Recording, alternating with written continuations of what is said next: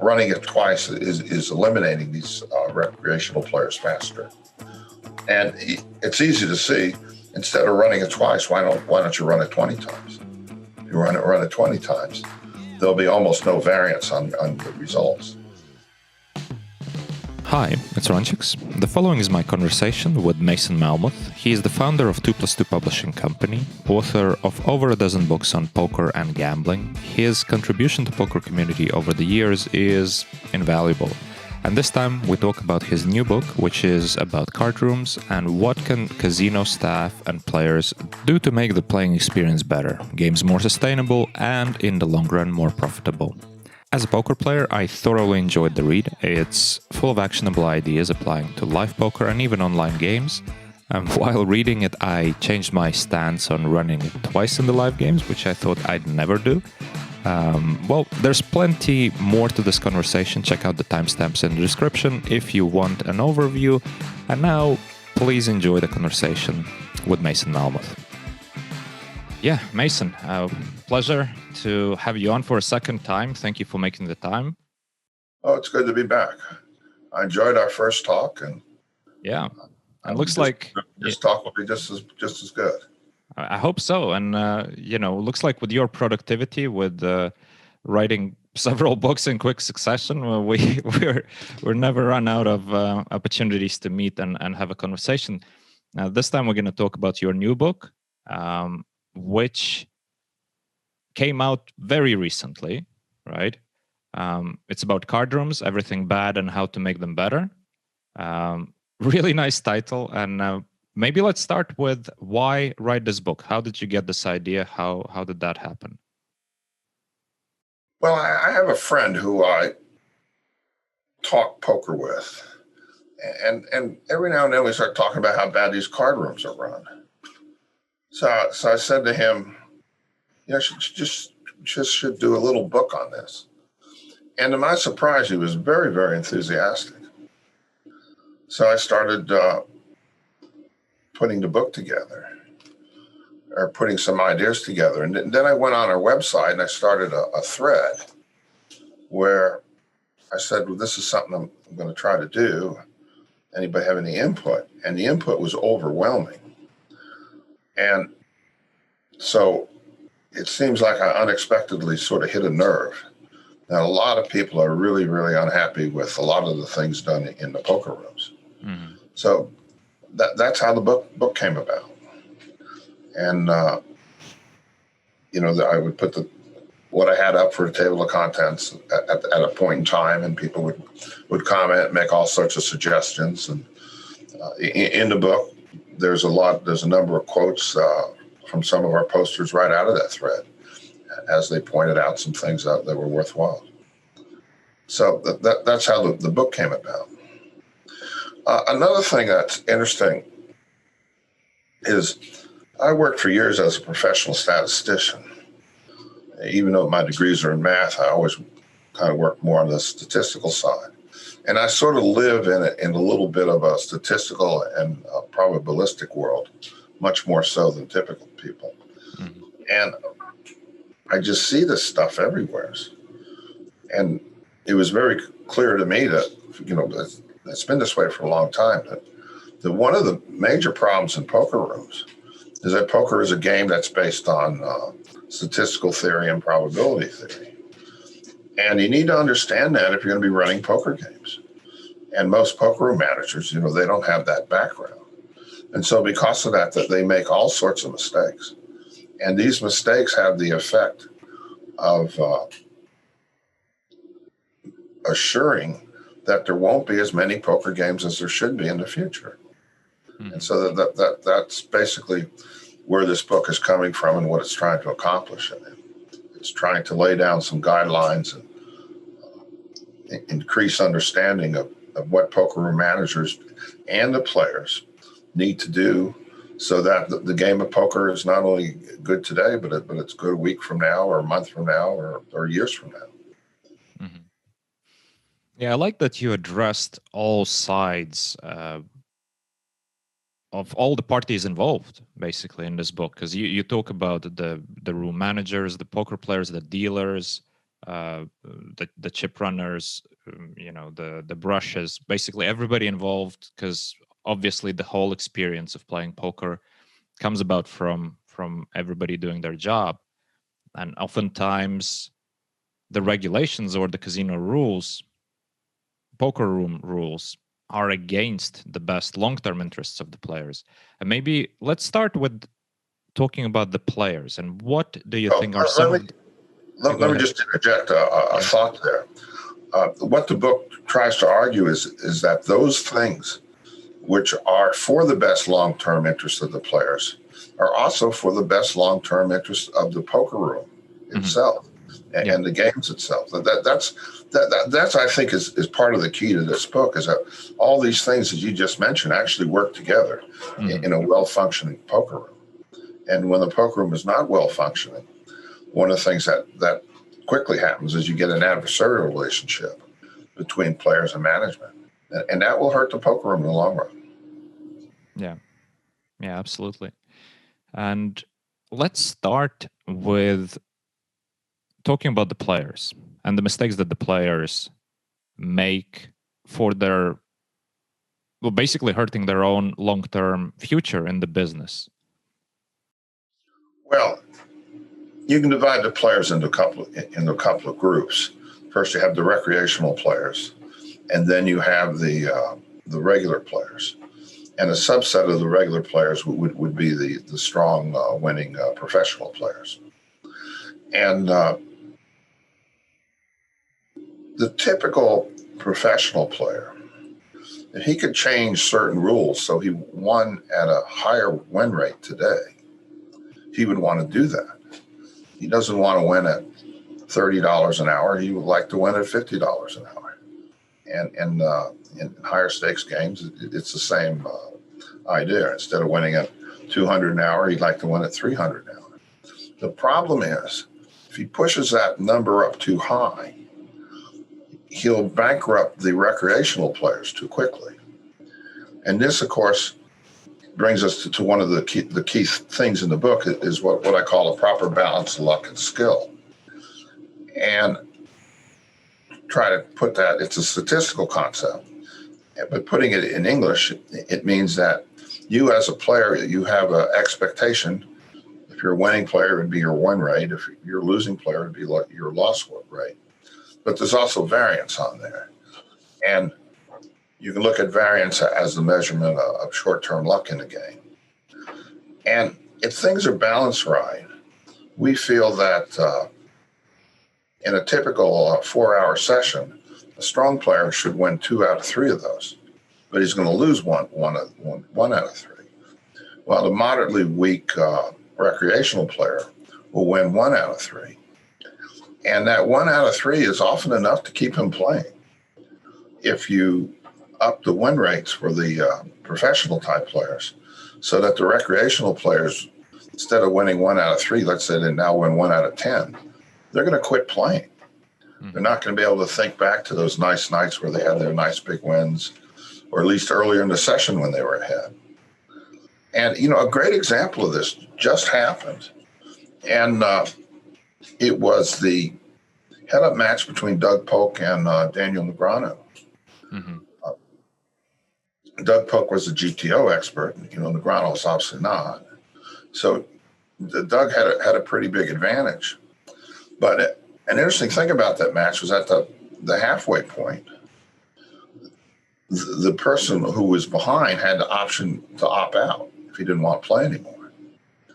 And so at the halfway point, I think Doug was ahead 600,000 or 700,000. And if he would have won every session and been ahead by that exact same amount, I doubt if the match would have continued. But Negreanu was able to have some nice wins in there. And that's the sort of thing that will keep the recreational type player continuing to play.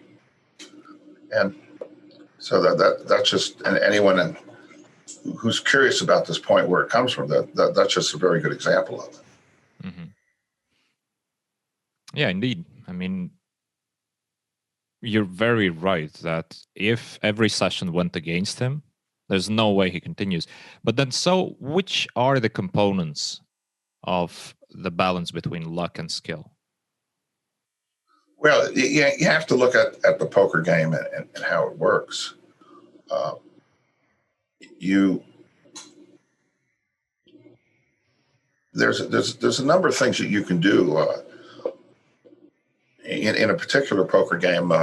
For example, in No Limit Hold'em, you can add antes to the game, which would add more, which would increase the luck factor. So if it looked like the very best players are just winning too often, and the games are starting to choke themselves off, then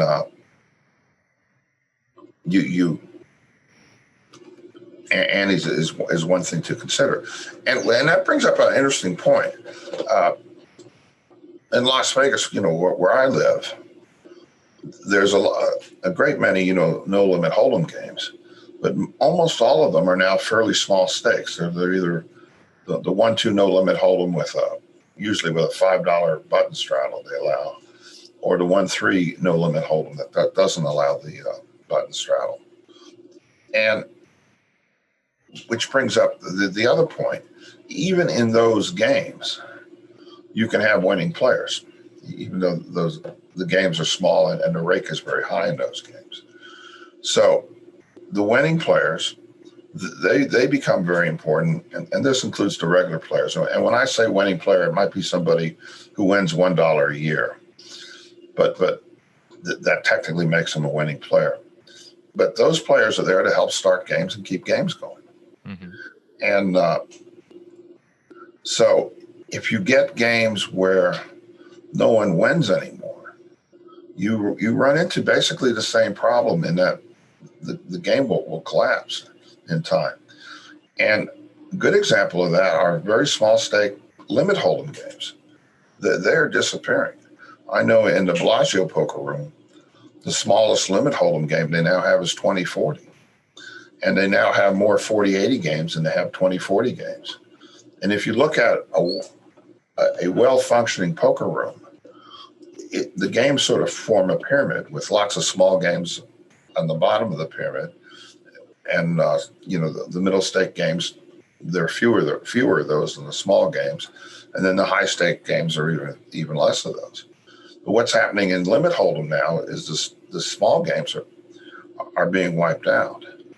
And that's because, at least in my opinion, that's because the rake in these games is now so high that no one's really winning at them anymore. Just to clarify, I do believe that expert limit hold'em players would beat like a 3-6 or a 4-8 limit hold'em game. But if you're good enough to beat one of those games with the rake that's available today, why would you be playing it? You'd be playing a higher stakes game.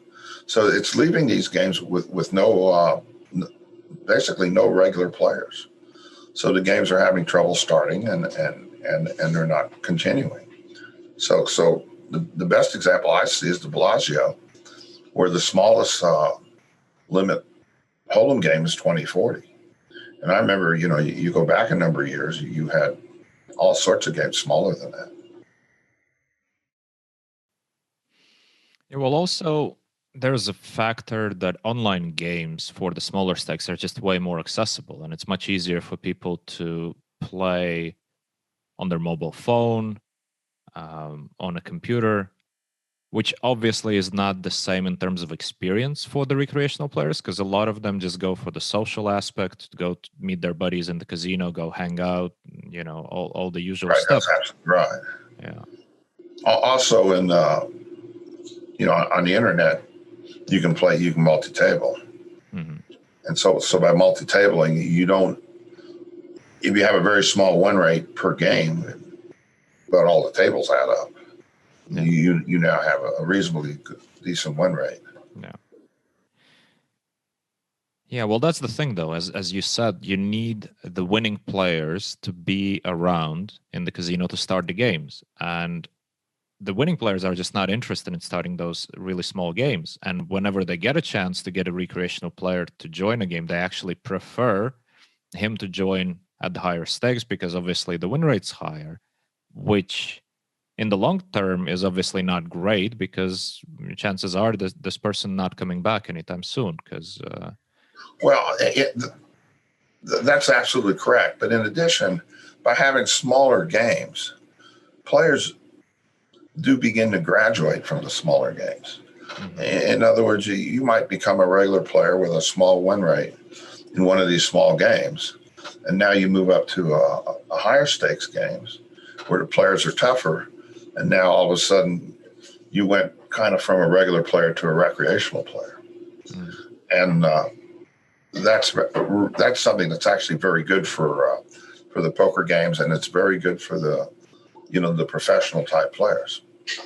And then when these people they don't do that well, that they can move back down and start playing their smaller game again and repeat the cycle. And I'm thinking, which is something you've mentioned in the book, about the importance of having a good rail, a thought through rail, so that people can actually go and enjoy the experience of watching the games, but selecting perhaps the middle stakes games there, so that it's not too high, it's not too intimidating for people to watch, and it's not too low so that it's boring. If that is thought through properly, then having as many games as possible and creating this buzz in the poker room, that's definitely a big plus. But then when we see what happens in a lot of casinos, the poker room is basically somewhere in a dark corner, and doesn't.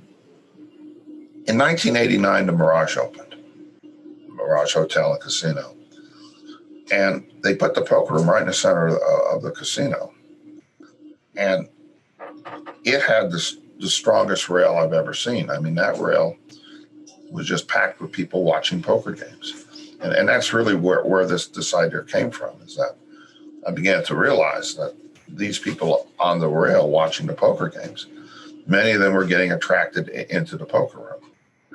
Now, unfortunately, poker room managers can't always do much about where the poker room's located. Yeah. It's just located where it's located, and that's a decision made by casino executives. But wherever the poker room is located, the rail should be utilized as best as it can. And so what I was saying in the book is that if you put very small stakes games on the rail, an example today would be like these 1-2 or 1-3 no limit hold'em games. They're not really that interesting to watch because so many of the pots are just a few dollars and the hand's over. On the other hand, if you put very, very high stake game on the rail, that would draw a crowd, but I think it would intimidate a lot of these people, who've never really played much poker before. So the ideal game is a game that would be in between those two. So like a 2-5 no limit game or even a 5-10 no limit game would probably be a much better game to put on a rail than a smaller game or a higher game. Because now you'd have nice sized pots with that, which I don't think would intimidate most of the customers. I guess this can vary some from casino to casino, but that was the idea behind that. Is take advantage of the rail and use it to attract players, who are just curious about poker. Mm-hmm. Yeah, and I really agree with you on the point, not only how important it would be, but also selecting the middle stakes games. And right, and another point made in the book is, put the tables more parallel to the rail as opposed to being perpendicular to the rail. Yeah. That way people can get a good view of what's going on. Yeah, and another thing which probably the high stakes games shouldn't be at the rail is the players at the high stakes games probably don't appreciate being railed that much. I know for myself, I actually hate when you have a lot of money at the table and you have to second guess all the time who's looking over your shoulder, why are people walking around, all that stuff.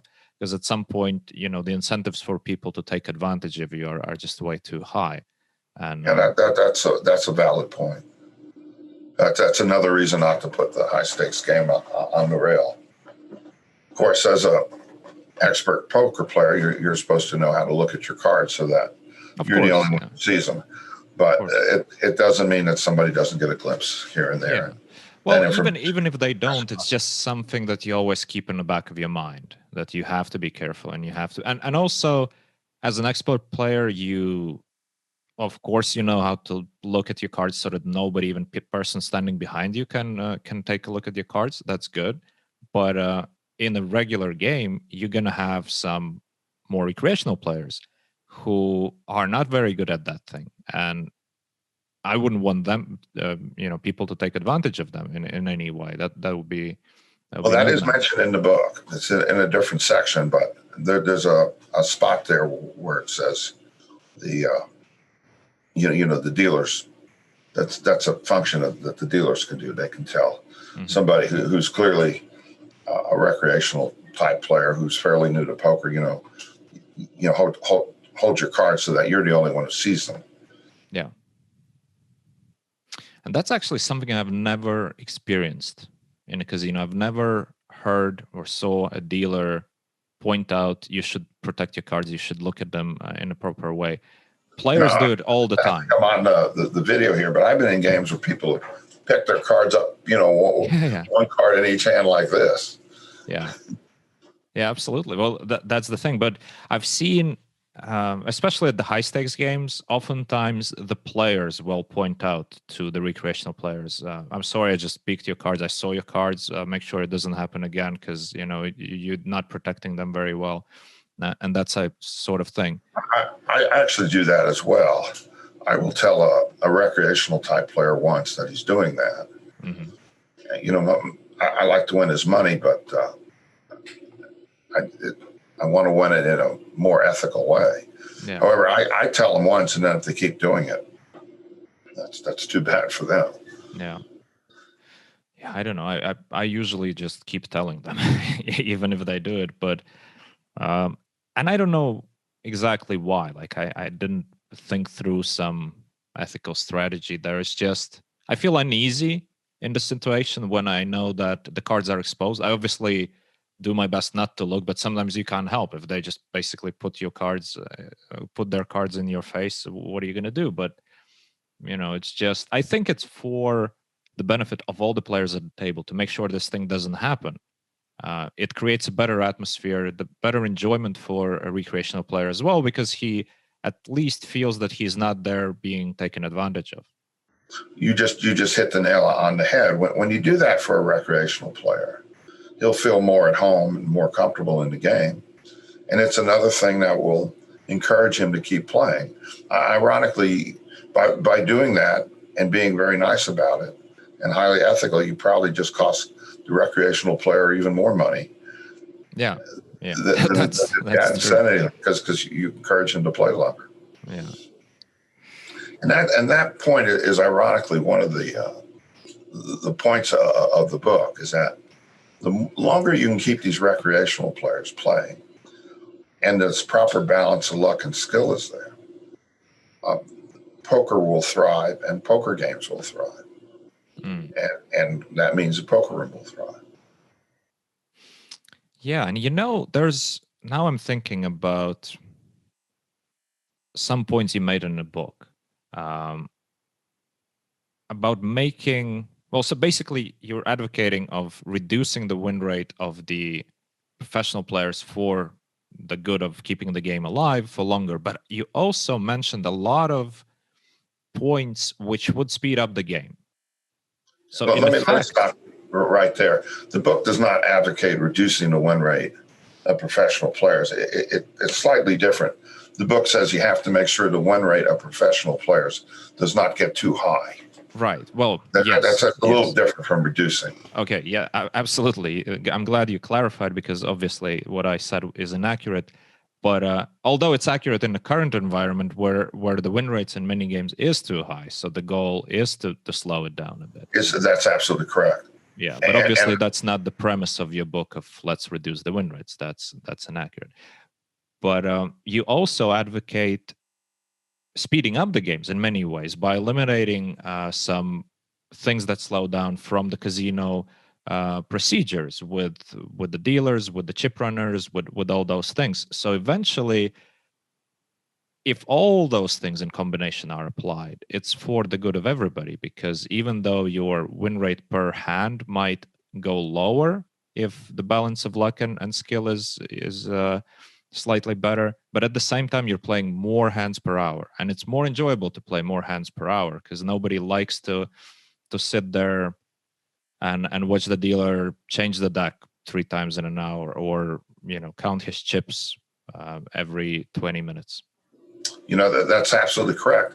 This isn't in the book, but after the book was finalized and sent on for printing, we got a post on our website by somebody who works in a poker room in the state of Florida. And he said that one of the things they do there, I'm getting a little bit ahead of myself, but one of the things that slows up games is dealers have to refill their tray. Mm-hmm. So they call the chip runner over and they use lammers and they do all this stuff. He said what they do in their poker room is they just swap out the trays. That they have a bunch of, he said they have a plastic insert in the tray, mm-hmm. and they have a bunch of these pre-ready trays to go. So when the dealer's tray gets low on chips, and because it gets cash and stuff, they just bring the new tray over, drop it in, pick up the old tray, and then the management personnel, they're the ones who count it. And if it's off, then they get back with the dealer. He said it works real well. Mm-hmm. It was kind of a surprising thing for me to hear, but boy, that would be a much better procedure than what I watch. Yeah, absolutely. And especially the dealers walking with their trays. You had a full discussion there, a full chapter about that in the book, and definitely makes sense that it shouldn't be like that. Right. There's some card rooms I know in California that do this. I assume they still do it. I haven't been over there in years. But the dealers carry their own tray, so it's their money. And so now some of these issues that slow the game down go away because the dealer, it's his own tray. He doesn't have to make sure that the count's right every time. But it does make it easier for the dealers to steal chips. And one of the things point out in the book is that poker rooms need to maintain a reputation of honesty and integrity, and that this could be one of the things that can hurt that. And once that's hurt, you're going to have less games. At least in that poker room, you'll have less games. Yeah, and I was reading about speeding up the games and eliminating also like the idea of, instead of bringing a new setup, just changing a damaged card if there's one card damaged, especially if it's not a frequent occurrence, and then that there's probably just one card damaged in the whole deck. So why not just change that? Speeds up the process by a lot. Yes, or at least just change the one deck. Well, why do they have to change the 2 decks of the setup? Yeah. But so, I was thinking about reading that, and then I came to a chapter where you talk about running it twice. And I had a sort of defensive reaction to it. I was like, no, Mason, you're not going to advocate that we should not run it twice, because I'm one of the players I'm just always running it twice, and let's just run it twice. And you make a point about that skews the luck and skill balance again towards the skill, because you're reducing the variance. So long term, it's better for the skilled player, and which I agree to. And then I also thought, and wouldn't that speed up the game by a lot? Because counting and splitting the pots every time there's a run it twice spot, and hopefully not with 3 players involved, when you need to quarter the pot here, give a half here, side pot, main pot.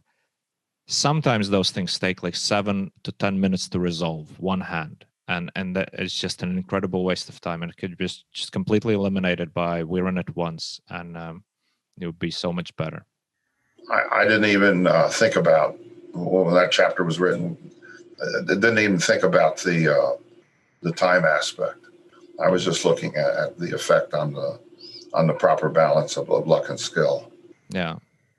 But it definitely makes sense to get rid of the run it twice. Although, like I said, I had a complete defensive reaction. I was like, no, if he says we need to stop it, I can't agree with it, because I've been always running it twice. And I even thought it's better for the recreational players, because a lot of the recreational players do want to run it twice because they perceive it as they have a higher chance of staying in the game. At least they chop the pot, they can continue. They wouldn't want to rebuy. But from a perspective of time saving, it would be a huge thing, especially with some of the dealers. Because with some dealers, if it's a three-way run it twice spot, might as well just take a 15-minute break, because you're maybe just going to miss one hand in those 15 minutes. You just made an interesting point. The recreational player who wants to run it twice, if the expert player is running more true to form, in other words, he's reduced the variance a lot. In the long run, that will cause the recreational player to be out of the game quicker. Now, it could be that maybe the recreational player is all in, and he's a significant dog on the hand. And if he loses a hand, then he'll be out of the game. Then that point would be right. But I think in the long run, running it twice is eliminating these recreational players faster. Mm-hmm. And it's easy to see. Instead of running it twice, why don't you run it 20 times? If you run it 20 times, there'll be almost no variance on the results, and which means that every time that happens, the expert player in general is going to do better, and that will slowly just wipe out the recreational player for sure. Absolutely. I completely agree with you that long term, running it twice is the best decision for the professional in this case. But psychologically, a lot of recreational players would prefer to run it twice, because also the one thing you see with a clear divide between the professionals and the recreational player, most of the professional players would just always run it twice. If they run it twice, they always run it twice, and sure, let's run it twice.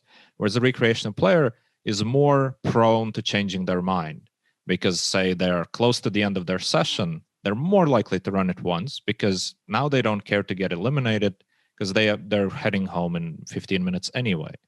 And you see it all the time. In the beginning of the session, everybody's saying, yeah, I'd prefer to run it twice or 3 times if I can. But towards the end of the session, sure, let's do it once, and let's just see, either I have a nice winning day or I just go home with nothing. Okay. That sounds about right to me. Yeah. But still, I do agree that I would still get rid of it. Yeah, exactly. I agree with you. And I never thought that I would change my mind, because I remember many discussions with fellow professional poker players about running it twice and the etiquette of that and how you're supposed to do it, etc. So I thought on the subject a lot, but reading your book and seeing it, especially in the light of speeding up the game, that alone would make it worth for me not to run it twice, and nobody should run it twice. Just speed up the game, and you see sometimes 2 times more hands, especially in the game that I play, which is Pot Limit Omaha. Okay, well, there's an important point here that comes in. If you're a professional player, you're going to be playing a lot of poker. And in the world of statistical theory, your expectation is proportional to the number of hands that you play. While the square root of the variance, which is standard deviation, which is the thing that we all look at for measurement of short-term luck, that's proportional to the square root of the number of hands that you play. And what that means is that over time, the expectation is going to dominate. In other words, you play enough poker, you don't worry about the luck factor anymore. So it creates a lot of interesting things. For example, when you go and play poker tonight, it's fair to say that you're gambling. And that's because you can't say with much certainty what your result's going to be. Mm-hmm. However, if you go and play poker lots and lots of nights, then you can say with a fair amount of certainty what your results are going to be. So it creates a strange dichotomy in the sense that you go and you gamble every night, and after enough nights of gambling every night, you're not gambling anymore. Mm-hmm. And that's what's happening here. The expert players are looking at this too much from a gambling perspective. They're saying, I'm gambling tonight. I prefer not to gamble tonight. Therefore, let's run it twice or run it 3 times or whatever. The right way to look at it is to say, I'm going to be here every night doing this. And in the long run, the luck factor will basically go away or dissipate enough that I don't care about it. And therefore, there was no need to run it twice or run it 3 times. But I'm able to play a lot more hands. That's got to be advantageous to me. Mm. Speaking of playing a lot more hands, probably a controversial idea that you had in the book about the talking dealers. And I sense that you have a very strong opinion on that. So let's talk about that a bit. Well, I consider the worst problem in poker rooms to be talking dealers. And what will happen is that a dealer will be talking, and a lot of times you'll see them halfway turned around in their seat, like talking to somebody in one of the end seats. And a dispute will happen. And the dealer won't really know what occurred. And the floorman will come up, and the floorman will say to the table, let me hear what the dealer says, because that's the way the system's supposed to work. Now, I've never heard a dealer say to a floor person, I wasn't paying attention and have no idea what happened. What they do is they usually say something. And I've seen situations where what they say, not only has it very little to do with what really happened in the hand, it will infuriate both players. And I even know of a couple examples where here in Las Vegas, the dispute not only went to upper casino management, but went to the Nevada Gambling Commission, and to be resolved. And that just can't be good for poker. And there's this idea out there, especially in small stake games, that the dealer's supposed to be social and make the game more of a fun atmosphere and everything. But if a player wants to talk, he's got 7 or 8 other players to talk to. Yeah. And even in small stakes games, the money on the table can be very serious money for some people.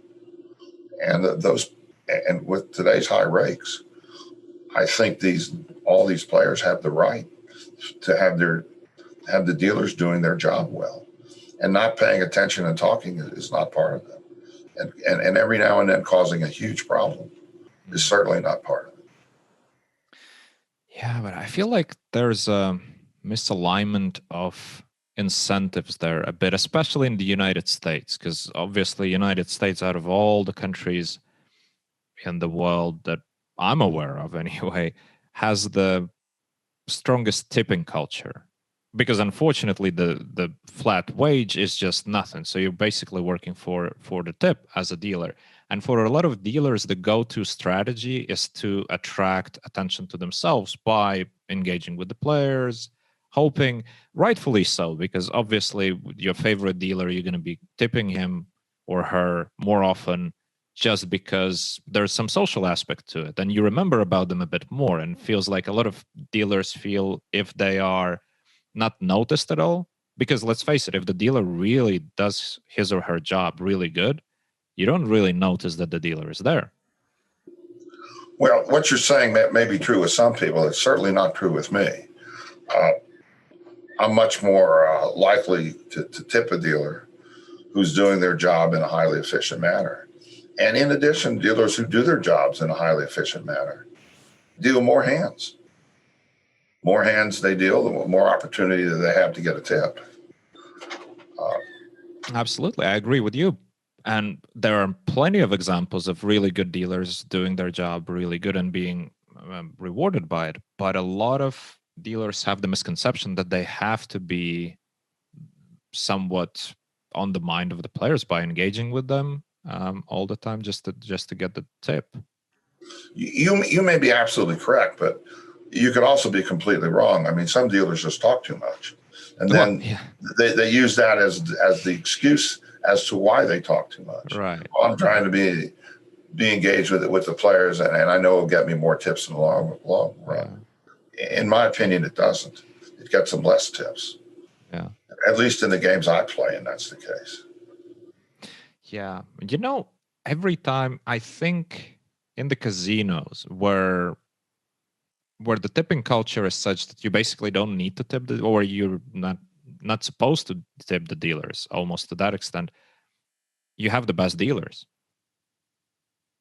And for me, if I don't mix it up, I think the dealers in Australia were just top class. The dealers in Barcelona, top class. And both of those places, if I'm not mixing up, because it might be somewhere else, but if I'm right, those two places just, first of all, the quality of the dealer is really good, really professional, really almost no mistakes or very few mistakes from them, both technical, misdeals, all that stuff, and counting the pot, doing their job really good.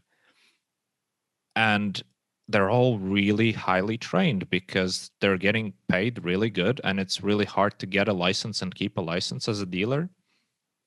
So eventually it attracts a lot of really, really good professional people into the space. Well, first off, I don't have experience out of the country. I'm just basically experienced in the western part of the United States. You may also be hitting upon an idea that the upper management of the poker room is doing a better job. They're because you used the words highly trained. Mm-hmm. So a lot of that might be coming from upper management of poker room is on top of their dealers a little bit better than they are here. Yeah. But obviously the whole situation is different because the rake structures are different. The rake is definitely higher. Less promotions, less engagement for the players, less of all that stuff. But at the same time, the quality of the poker rooms usually tend to be better. So yeah, go figure. I don't know. But you can't change the tipping culture in the United States. I mean, that would be fighting against the windmill, I feel like. Right. Well, the one thing you can do is, which some casinos do, is they have the dealer share all the tips. That's something I've never liked, but that might give a dealer less incentive to talk. Yeah, not sure. It also disincentivizes some of the better people to perform as good as they can. There's an occasional conflict between the dealers, which is in a way good that the better ones are going to be pushing the weaker ones to up their game. But in general, I don't think it creates a very good atmosphere. That's another point I didn't mention in the book. I have mentioned it in other places in my writing. If you're a dealer and you're following a very bad dealer who's not getting the hands out, is irritating the players, so now that dealer leaves the table, you sit down, you got a whole bunch of irritated players. Yeah, your tips will go down. Yeah, absolutely. This is one of the points in the book is that all these different functions of the poker room need to work well together, and if they work well together, everybody benefits. And one of the benefits would be to dealers would be their income would be a little bit higher. Yeah, and for the players, obviously, the benefit is that there's more games, they're more available. more games, more hands when they're playing. Yeah, and definitely dealing with less disputes. Exactly. I was just about to say, because dealing with the disputes and the misdeals, and especially the inconsistency of the decisions, which is also a point you make in the book, and it can't be stressed enough. The inconsistency just drives me crazy for sure, because it's like, what's the point of the rule book if you don't even read it as a floor person? Right. There needs to be. I think this is a failure of the top management a lot, but there needs to be this discussion between the floor people who make the decision and the manager. They should have me. I don't. Maybe some rooms do this, but they should have meetings every so often where they're all together and they talk about some of the decisions they've had to make and why they made them certain ways, and then they can sort of iron them out to where everybody agrees. What are some of the favorite rooms that you've played in? And right now, I've only basically been playing at two rooms. One is the Bellagio, and I'm still mainly a limit player, and that's the only room where they have significant limit games. So that leaves me no choice. But when I go and do play no limit, and when I play no limit, it's usually small stakes. I'll often go to the South Point poker room. The South Point poker room is a room that's you're probably not even familiar with South Point, are you? No. And mostly just go to Bellagio as well. Yeah, it's on the southern end of the strip. It's actually sort of past the end of the strip, but it's a big casino, and it's a poker room on the rise. And I even mentioned it favorably in the book. It's relative to almost all other poker rooms that I'm familiar with. It's well run. I mean, there's still a few mistakes they're making, and I know the poker room manager there pretty well. He seems to be very conscientious. And unlike some poker room managers, he's there. That's another chapter in the book. Yeah. These poker room managers you could never find. So what are some of the things that they do really well compared to most of the other rooms? Well, the one thing for new setups, they just change a card out. To refill the dealer's tray, their procedures is much faster. The dealer, I think what happens is the dealer tells the floor person comes over. Who's going to run the chips? So the dealer tells that person, I need 120 in chips. Now that person puts the lammers down, not the dealer. So he comes over, the dealer says, I need 120 in chips. He puts the lammers down. The dealer is now dealing the next hand. The cash that she's going to take out of the rack for the chips stays in the rack. Then the floor person will bring the chips over. The dealer will hand them the cash. The floor person counts it. He hands the chips to the dealer, and the dealer just looks at the rack to make sure that the chips are the right amount instead of taking each stack out and breaking them down. Like they do. So it's a much quicker procedure. Right. They seem to have less trouble with talking dealers than some rooms do. It's not perfect. And I don't know. They just seem to be much better. They just seem to be well organized. You don't have long waits to cash out chips. I'm sure you're familiar with that in some poker rooms. Oh, yeah. Absolutely. What do you think are some of the things that poker players themselves could do to improve the experience for themselves, for fellow poker players, and perhaps make the poker rooms better? Well, I mean, I think a lot of the tanking and stalling that you see should be cut out or cut way down, especially in these no limit games. Poker players themselves sometimes initiate these conversations with the dealers. And it makes it tough on the dealer. Dealer might not want to talk, but now you got this person, talking to them constantly. So players need to understand, let the dealers deal. I don't need to have a long conversation with them. And just basically, be polite. I don't think you have to be overly friendly, to the recreational players. You can if you want to be, but you should at least be polite to them. You shouldn't be criticizing them when they draw out, and that sort of thing. On a more technical matter, one of the problems I see in today's particular no limit games is these maximum buy-ins have been pushed up. Mm-hmm. And I think just to clearly explain it to everybody, if you have two players, well, let's say you and I are playing. So I'm the recreational no limit player, and you're the expert. Then I happen to get lucky and win a couple of nice pots, and I got a lot of chips. Now, if you have enough chips to cover me, your advantage over me just went up. In other words, the more chips I have as a weak player, the larger the advantage the experts will have over me, providing that they have the chips to cover me.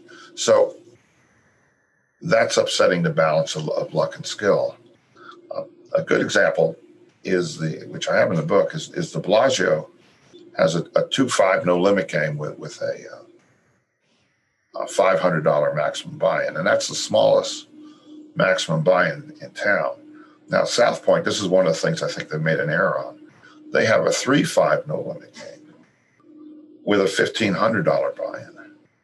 Now, without knowing very much, one of those almost has to be wrong. And I believe it's the one with the $1,500 buy-in. It gives the experts can always trap a recreational player and wipe them out just because of the buy-in. Recreational players usually don't buy in for the max. So a recreational player, if he sits down in one of these 3-5 no limit games, my guess is they usually buy in from about 500 to 800. That seems to be where they're at.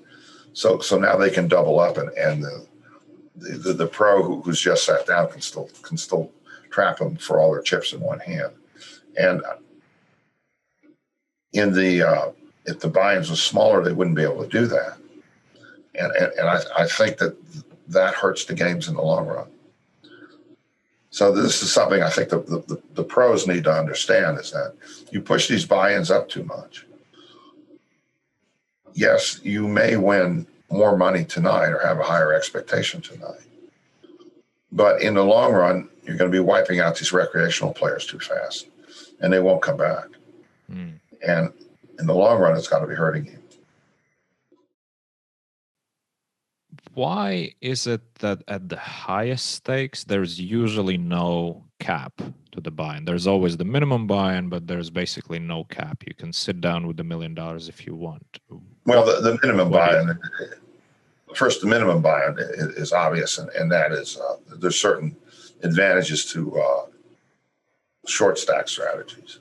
Yeah, and you really don't want those in the game.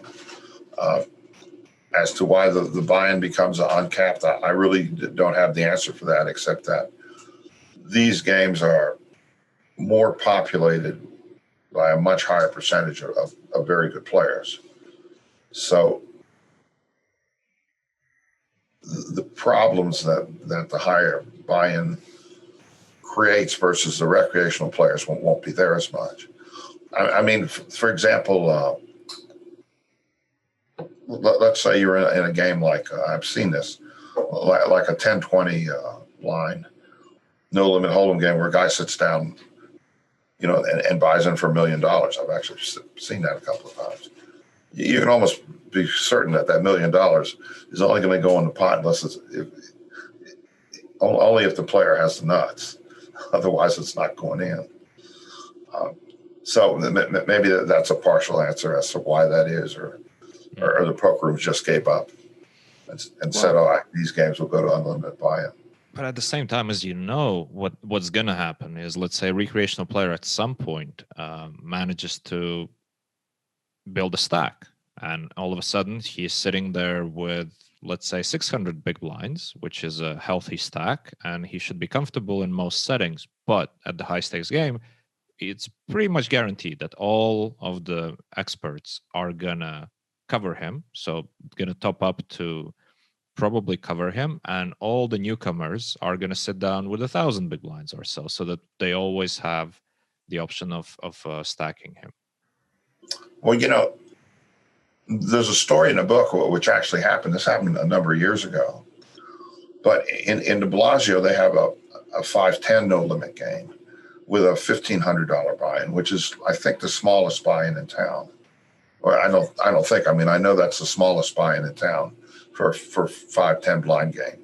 Mm-hmm. And in their 10-20 blind game, it's unlimited buy-in.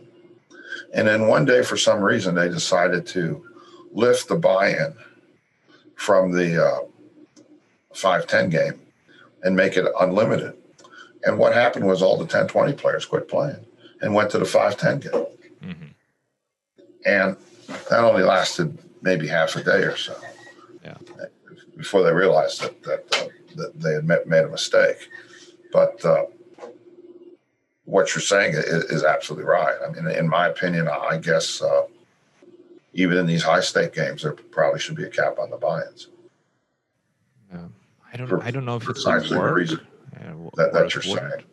Because even the recreational players are oftentimes very happy to buy in very deep. There's something about, even if you're playing your usual, let's say, 50-100 game of pot limit Omaha, there's something to be said with sitting with 100,000 in front of you.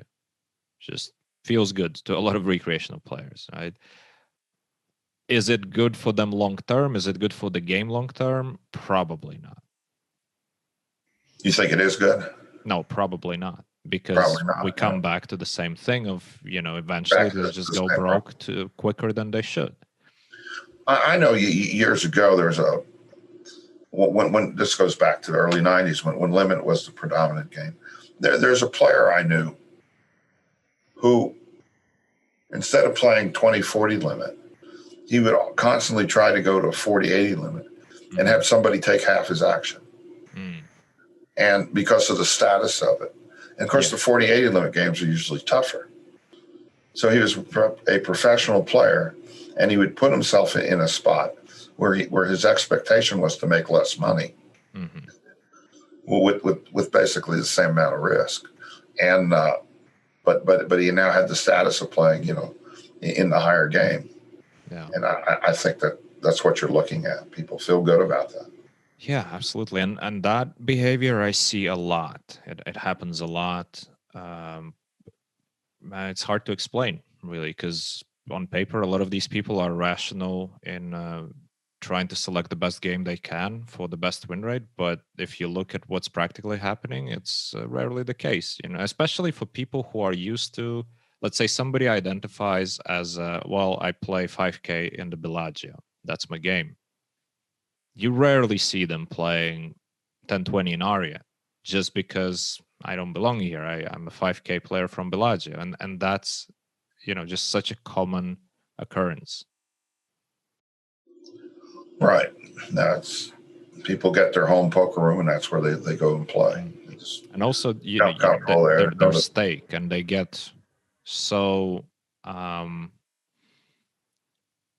tied to it, sort of, that they're not willing to step lower, even if they know that the win rate might be higher at that particular night, because, you've got a very good recreational player with willing to gamble, and perhaps there's more than one, and the game is amazing, but no, you're still sticking to your good old 5K PLO.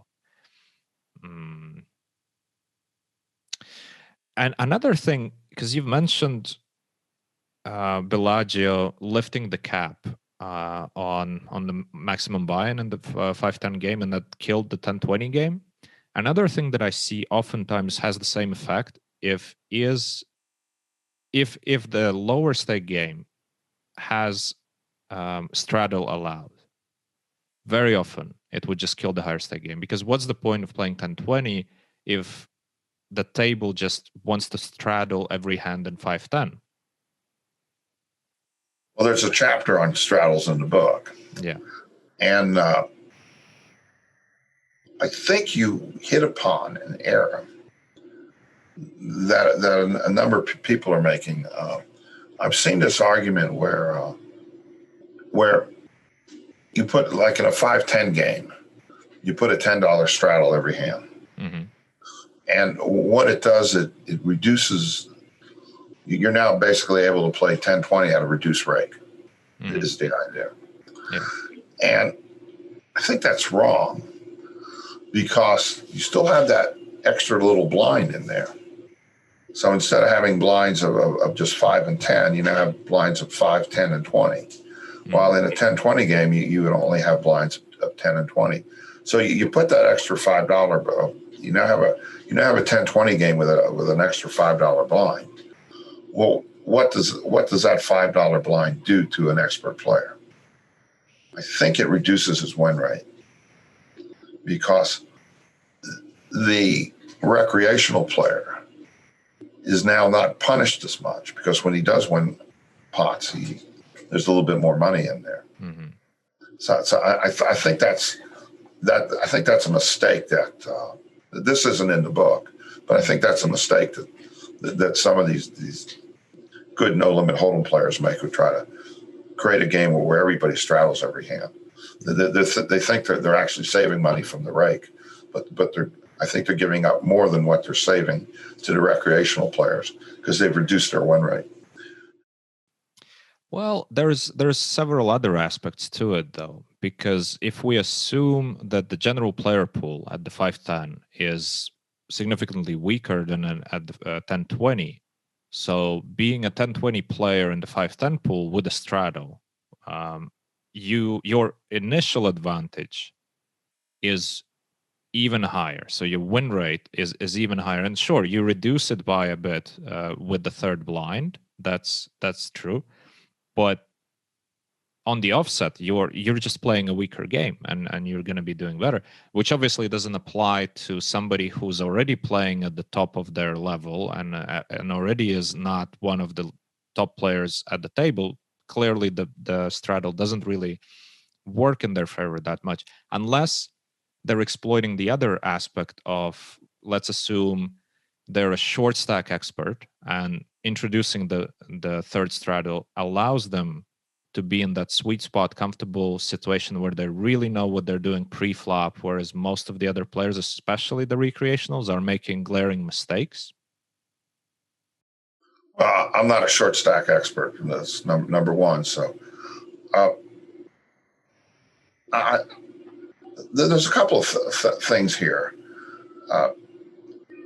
First off, is it fair to a recreational player who might want to play 5-10 to now make them play 10-20? That's what happens when someone puts a straddle on. Yeah, I think that's something poker management has to look at. Yeah. And now, also, when someone takes a straddle to the left of the big blind, I think it's pretty obvious they're making a bad play. But and this is something that I think is highly misunderstood, when they take the button straddle, they actually may be making the right play. Suppose you're an expert player, you have a certain advantage over a recreational player. Now, the more chips you have and the more chips the recreational player has, as we just mentioned, the larger your advantage will be. So if you're an expert, you're on the button, and you see that a couple of these recreational players, just by luck, have a lot of chips, it would be worth it to you to pay a little bit extra money to make the stakes bigger. And so for that reason, I think these button straddles should never be allowed. Oh, yeah. Because now you're upsetting the balance of luck and skill. Mm-hmm. Yeah. I I'm totally with you on that one. I hate the button straddles, even though, as you said, sometimes they are theoretically good, and sometimes it's They're great, advantageous, and for you sure. have all I'm the very sure of incentives to that. do it, but they shouldn't be allowed. And another aspect, just coming back to what you said just earlier about if a player joins a 2-5 game, does he really want to play a straddle, and is it good? And I feel like oftentimes what happens, people are bullied into playing the straddle. They join the 2-5, they join the 5-10, they're bullied into playing with a straddle because somebody's trying to create an edge or think that they create an edge. But anyway, they push that player out of their comfort zone. He didn't come there to play the 5-10, he came there to play 2-5. Now he's stuck playing the 5-10. And because of the peer pressure, very few people are willing to outright say, no, I'm not going to straddle. And because it just feels really bad to be the only player or one of the two players at the table who killed the genius idea of, okay, how about we just straddle 3 rounds? Because it always starts like, shall we just straddle 1 round? It's 1 round of straddles, guys. And then, hey, let's keep it going. Let's just Yeah, keep it let's do going it again. again. Right? And eventually it comes to a point where a new player comes into the game and the table announces, well, we're straddling here. So it's basically a 5-10 game or something like that, which is definitely in the long term for the ecology of that game. It's then detrimental because that person who got bullied into playing the 5-10 with a straddle might not want to come back to the 5-10 next time because he knows that, well, he's going to be forced to play the straddle again. So next week you see him at the lower stake or in another room for a lower stake once again. I think that's all right, but actually you made an additional point, and that is the player is moved out of his comfort zone.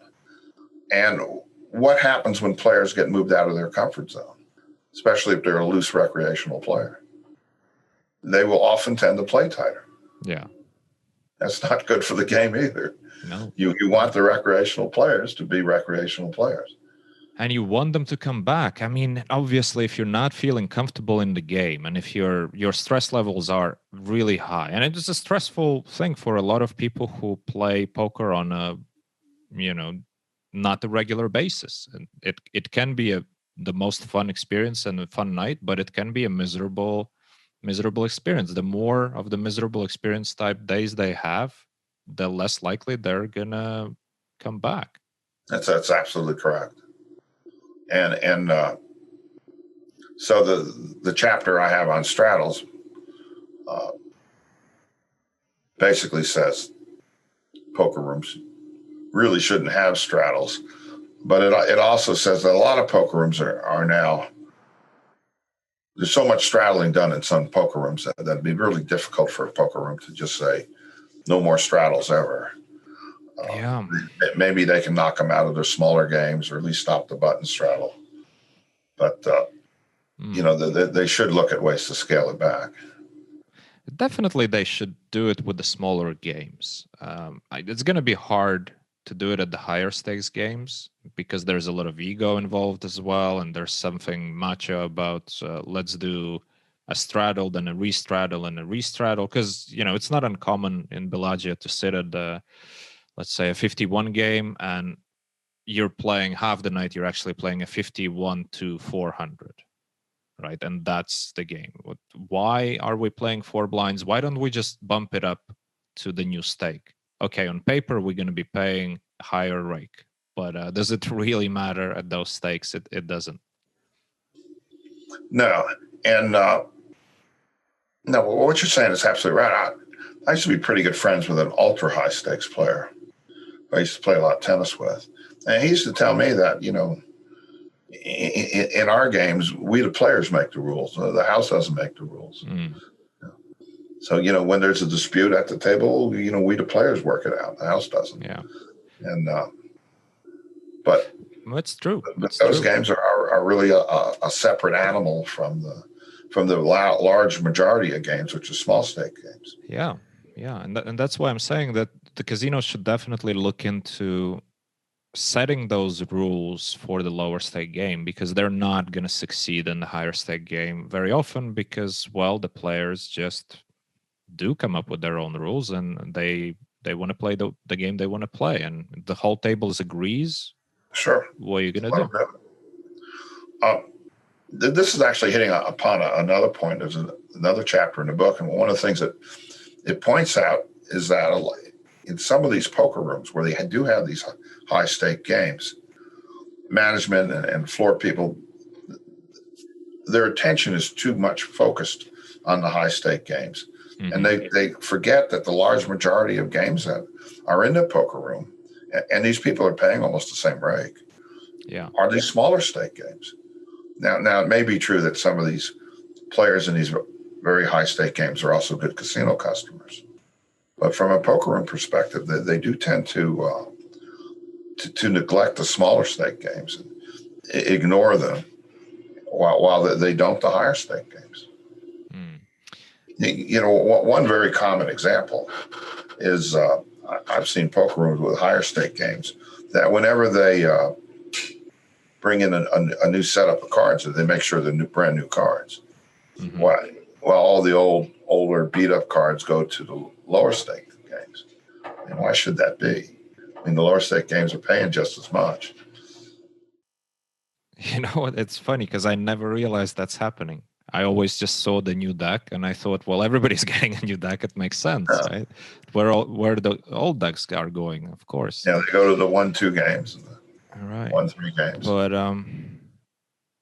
But also one aspect of having those high stakes areas in the poker room, in a way, sure, those players usually are also good in the pits, so they're usually good customers for the casinos. But there's another aspect; they're also a good indirect marketing for the poker room.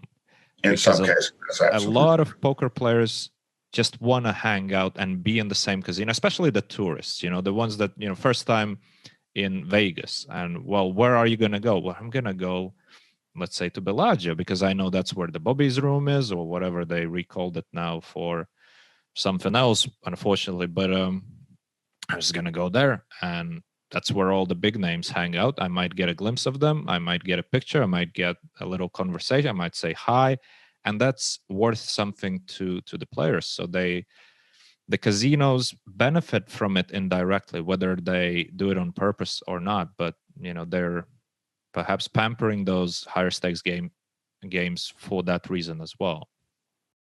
That's absolutely correct. So a very good poker manager has to, when he makes his decision, has to balance these things.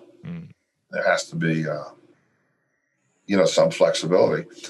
For example, there's a chapter in the book on obnoxious players, how you handle obnoxious players and stuff. And what's written there is all the standard stuff, so I don't need to repeat it here, except right at the end of the chapter, I talk about something called sucker privileges. And I really cover that more in depth in my real poker psychology book. Mm-hmm. But basically, if you're a player and you lose a lot of money at the poker table, and I, as a manager, come up to you and say, you can't behave like that, you're out of here, players will go crazy. Mm-hmm. So there's a lot of flexibility in some of this stuff. Yeah. Do you think it's a good thing, though, that we're protecting the players who create this really bad atmosphere just because they left a lot of money at the table? Because what message does it send to the people on the rail? Or I can just imagine some of the recreational players passing through the poker room and see, well, this is not a game I want to play. Just look at the mess that's going on, all the shouting, all the things that are happening. I don't want to join this game. And I don't know. Is it good that we're pampering those players or not? I think the answer to that is, how are you affecting the proper balance of luck and skill?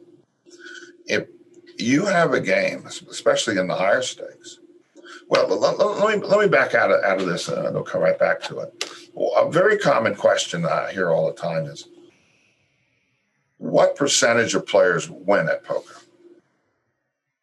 You have an answer? Was it you who asked me that question before? Yeah, I think we talked about that before. Yeah. I don't remember what I answered back then, but I think the percentage is really, really low. If we talk about, because I remember we had maybe I thought from a perspective of how the percentage of professional poker players, and you thought poker players in general, like people playing poker. The typical answer you'll get is like 2 to 4%, something very low like that. But if you go into a major poker room, and Bellagio would be a good example, and you took a photograph and you went around the photograph and you counted all the winning players, I think the number's more like 70%. And the reason for that is winning players, play much more hours than losing players. So just as an example, if I'm a winning player and I play 1,000 hours a year, and you're a losing player and you play 2 hours a year on your one trip to Las Vegas, I should count 500 times more than you do. And we see this in the poker room. And when you get up into these very high stake games, the numbers is easily 90% and higher. So now you got a guy who's behaving badly, but he's a producer when it comes to this game. So the money he's losing is not only paying everybody's rake, but he's paying rake for the days he's not there. Yeah. And so again, you're looking at the proper balance of luck and skill. In smaller stake games where there's a fair number of recreational players, maybe you don't tolerate it as much. Higher stakes games, it may be necessary to tolerate it more. Yeah, I'm happy that I don't have to deal with these problems as a floor manager or a cardroom manager, because dealing with the high stakes games and catering for those players, it's tough. I have a story in an introduction to the book. It's a true story. It goes back in the early 1980s. I lived in Southern California, and there was a high stakes player who I knew who was really an obnoxious guy. And I remember one day he got in like a big shouting match with one of the floor people. And the floor person said to him, you can't behave like that. And the guy said, look, I pay $50,000 a year in collections. And remember, this early 1980s. He said, I behave any way I want. And of course he was right. They weren't going to do anything to him. And so these are the sort of issues, that if the poker room was very well run, the issue that got him so upset, this obnoxious player, might not have happened. And therefore, this wouldn't have come out. So, but I think the answer to that question is, how does it affect the proper balance of luck and skill? In games where it's almost all top players, it can affect it a lot. All of a sudden, you have all skillful players, no one wins. Yeah.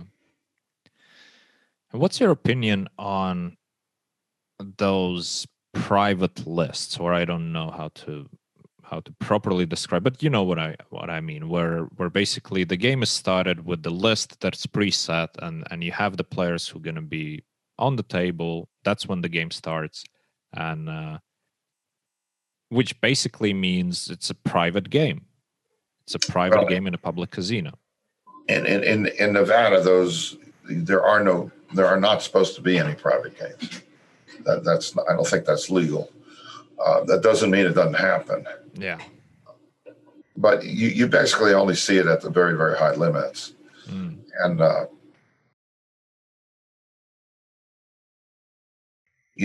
don't know. I mean, my guess is if it's a public game, anyone should have, an equal opportunity to get into the game. But basically what's happening there is the person running the game and keeping the private list, he doesn't think of it in these terms, but he's actually trying to balance he's trying to keep the balance of luck and skill in proper balance, because he wants to make sure you don't have too many expert players in the game. Yeah. So that's what he's doing.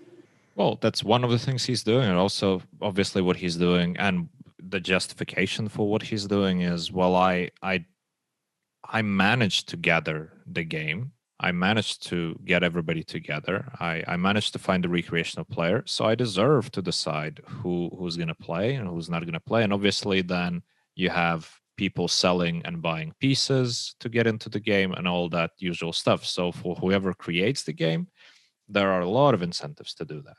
And even though it's illegal to run private games, of course, they do it all the time under all sorts of pretexts. And I've seen things like, there's already a list for 5100.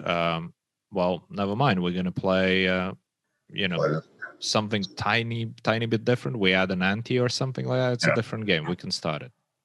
With a $1 ante or something.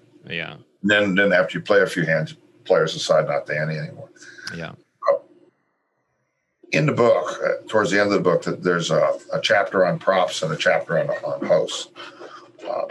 I'm negative towards props. Props are people who are hired by the card room who play with their own money, but they're paid to play. Mm-hmm. And a host is really a glorified prop. And you're describing a host there. And to me, a host creates a lot more problems, which you're describing some of them. I mean, one of the problems is there's a dispute in the game. Who makes the decision?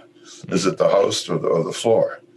And a lot of times, I mean, it should be the floor, but a lot of times the host gets involved, and there's all sorts of issues. And I just don't think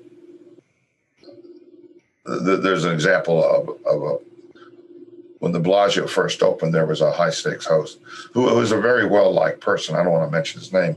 You would know immediately who it was if I did.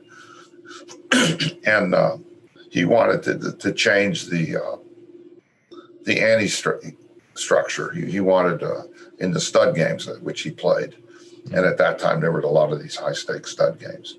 So instead of a 75 150 stud game with a $15 ante, he wanted to make it an 80 160 stud game with a $20 ante. And I think that change doesn't sound like much, but it dramatically tipped the balance of luck and skill too much towards luck. No, that's what the host wanted because he liked to play loose. So the games began to disappear. Mm. What would be? I want to go a little more on that. I actually told him straight out he was making a mistake, and I told him he would lower the win rate of the good players and increase the luck factor. He agreed that the luck factor was being increased, but he refused to agree that it would affect the win rate. Mm-hmm. And I think it did. Why did that affect it with the win rate then? Because there's more money in the pot. So now when the recreational player, he's not punished as much because he's going to still win his fair share of pots. Mm. So when he would lose a hand, he would lose basically the same amount, maybe a touch more. But now when he would win a hand, because there's more money in the pot, he would win more. So that cut his loss rates down. If you cut down his loss rates, the win rates of the good players have to be cut down as well. Yeah, that makes sense. Mason, you know what? I just remembered you had a very interesting chapter about promotions. Let's talk about that. I was going to mention that myself, that we need to talk about that. I tell a story to start the chapter, which is actually a true story. I came to Las Vegas in 1987, and I was playing at a certain card room that was closed a couple of years later. And the poker room manager, I don't want to mention his name, he's retired now, but I mean, he was a very nice, pleasant guy, but his ideas on how to run a poker room and my ideas on how to run a poker room were different. And one day I told him as a joke, I said, you want to fill your poker room, you should take all your promotion money, go find the 10 worst players in town, give it to them and make them play, your poker room until the money's gone. Of course, we laughed at that. But that's actually correct. Promotion should be designed so that the money, or at least the majority of the money, are going to your recreational players. Hmm. This can be done subtly so that other players, that don't really realize that. What you'd like to be able to do is you'd like to be able to rate players, and then when it came in your poker room, someone's rating was low enough, you hand them a little extra money to play, because that's something that could never be done. But with that idea, I give three examples in there. One example is high hand promotions, where a poker room will announce that, well, every hour, the high hand for the hour, we'll give a bonus to. In my mind, that's pretty good promotion, because the bad players are playing more hands than the good players. Hmm. And that means they're more likely to make, the four of a kind and the straight flushes than the good players. So that's a promotion where the majority of the money should go to your recreational players. And when the money goes to the recreational players, it'll be recirculated throughout the poker room. Hmm. And that's because they'll have more money to play, so they'll play longer. They'll lose that money, so some of it will go to to the rake. Some will go to the good players, and some will go to tips. Now, a second type of promotion are just random seat drawings.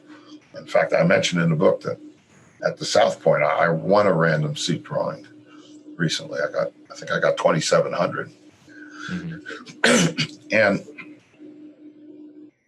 to me, that's a neutral promotion, because a good player's probability of winning that promotion is the same as a recreational player. And then a third type of promotion, which I've seen a lot in Las Vegas, was very common before the pandemic, and that was to pay people to play. And typically, they would pay somebody $100 if he played 20 hours in a week, and $200 if he played 30 hours in a week. So who's going to be getting that money? Those are your regular players who play a little bit better. So here's a promotion which, in the short run, maybe it creates a few more games, but in the long run, you're making the games tougher. Hmm. And by doing that, you're upsetting the balance of luck and skill. And it's a promotion which is just obviously very bad for poker rooms once you think it through, and probably damaged these poker rooms that were constantly doing that promotion. Mm. It's funny that the online world went through exactly the same cycle. As we remember, there was the Supernova Elite in PokerStars, which basically was a clear incentive for the expert players, because that was the huge reward, the huge chest at the end of the rainbow, which was basically worth over 100,000. I don't remember exactly what it was, something like 120,000 in a year. It was actually a little bit worse than that, because to play enough hands, it meant you had to do a lot of multi-tabling. Mm-hmm. And the way to do multi-tabling is you give up a little bit of your win rate, and you move to these simple algorithmic type strategies, and make the games really tight. Mm-hmm. So you were creating games. I think this is a big mistake PokerStars made, but they were doing things to create games which were not good. Mm. Yeah, and funny enough, that was such a huge outburst and fallout once they decided to scrap that scheme. Perhaps, obviously, because it was miscommunicated a bit, they gave a really short notice and upset a lot of people. But as a general idea, it's actually a good idea. And now we see with PokerStars obviously changed their strategy themselves, catering more promotions to the recreational player, and That's right. GG Poker is doing exactly the same thing. And as much as the regulars, the professional poker players actually hate it, because they feel like something was taken away from them, which is true, but also in the long run, this is benefiting them indirectly, because in the long run they're going to have more games, more consistent ecology there. Well, there's two issues here. The way I understand it is the players who were participating in the Supernova Elite began the year thinking that they were going to get a certain payout. Yeah. And it wasn't until much later in the year they were told, "Oh, you're not getting that." Yeah. And so that was very bad, and they shouldn't have done. That was a mistake, the way they handled that. But the general idea of trying to reward recreational players more than you are rewarding your expert type players, I think is very correct. Mm. Yeah, I agree. And obviously it was miscommunicated and wasn't presented well enough. And I've been there myself. I did the Supernova Elite one of the years, and I remember the first thing I did on the 2nd of January, I woke up 5 in the morning and I had my plan. Okay, I'm that's it, game time. And that basically was my whole year of consistently waking up really early, playing my set amount of hours, sticking to routine. Not something that I would choose to do if there wasn't this big reward at the end. So if halfway through or 4 months into the challenge of going through this, you find out that, oh, you know what, those 120,000 you're supposed to get, well, you're not getting them. It's obviously Obviously that's no good.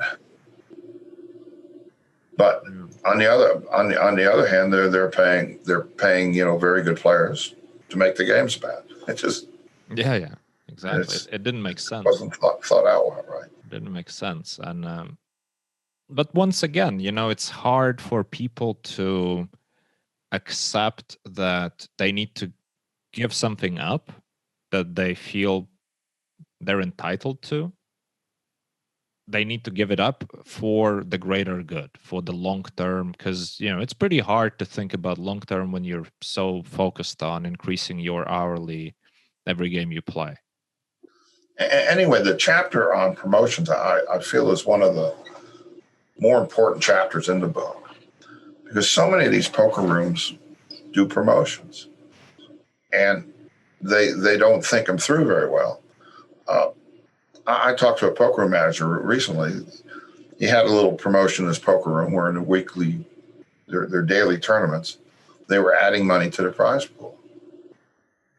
So I said to him, this particular manager has read the book.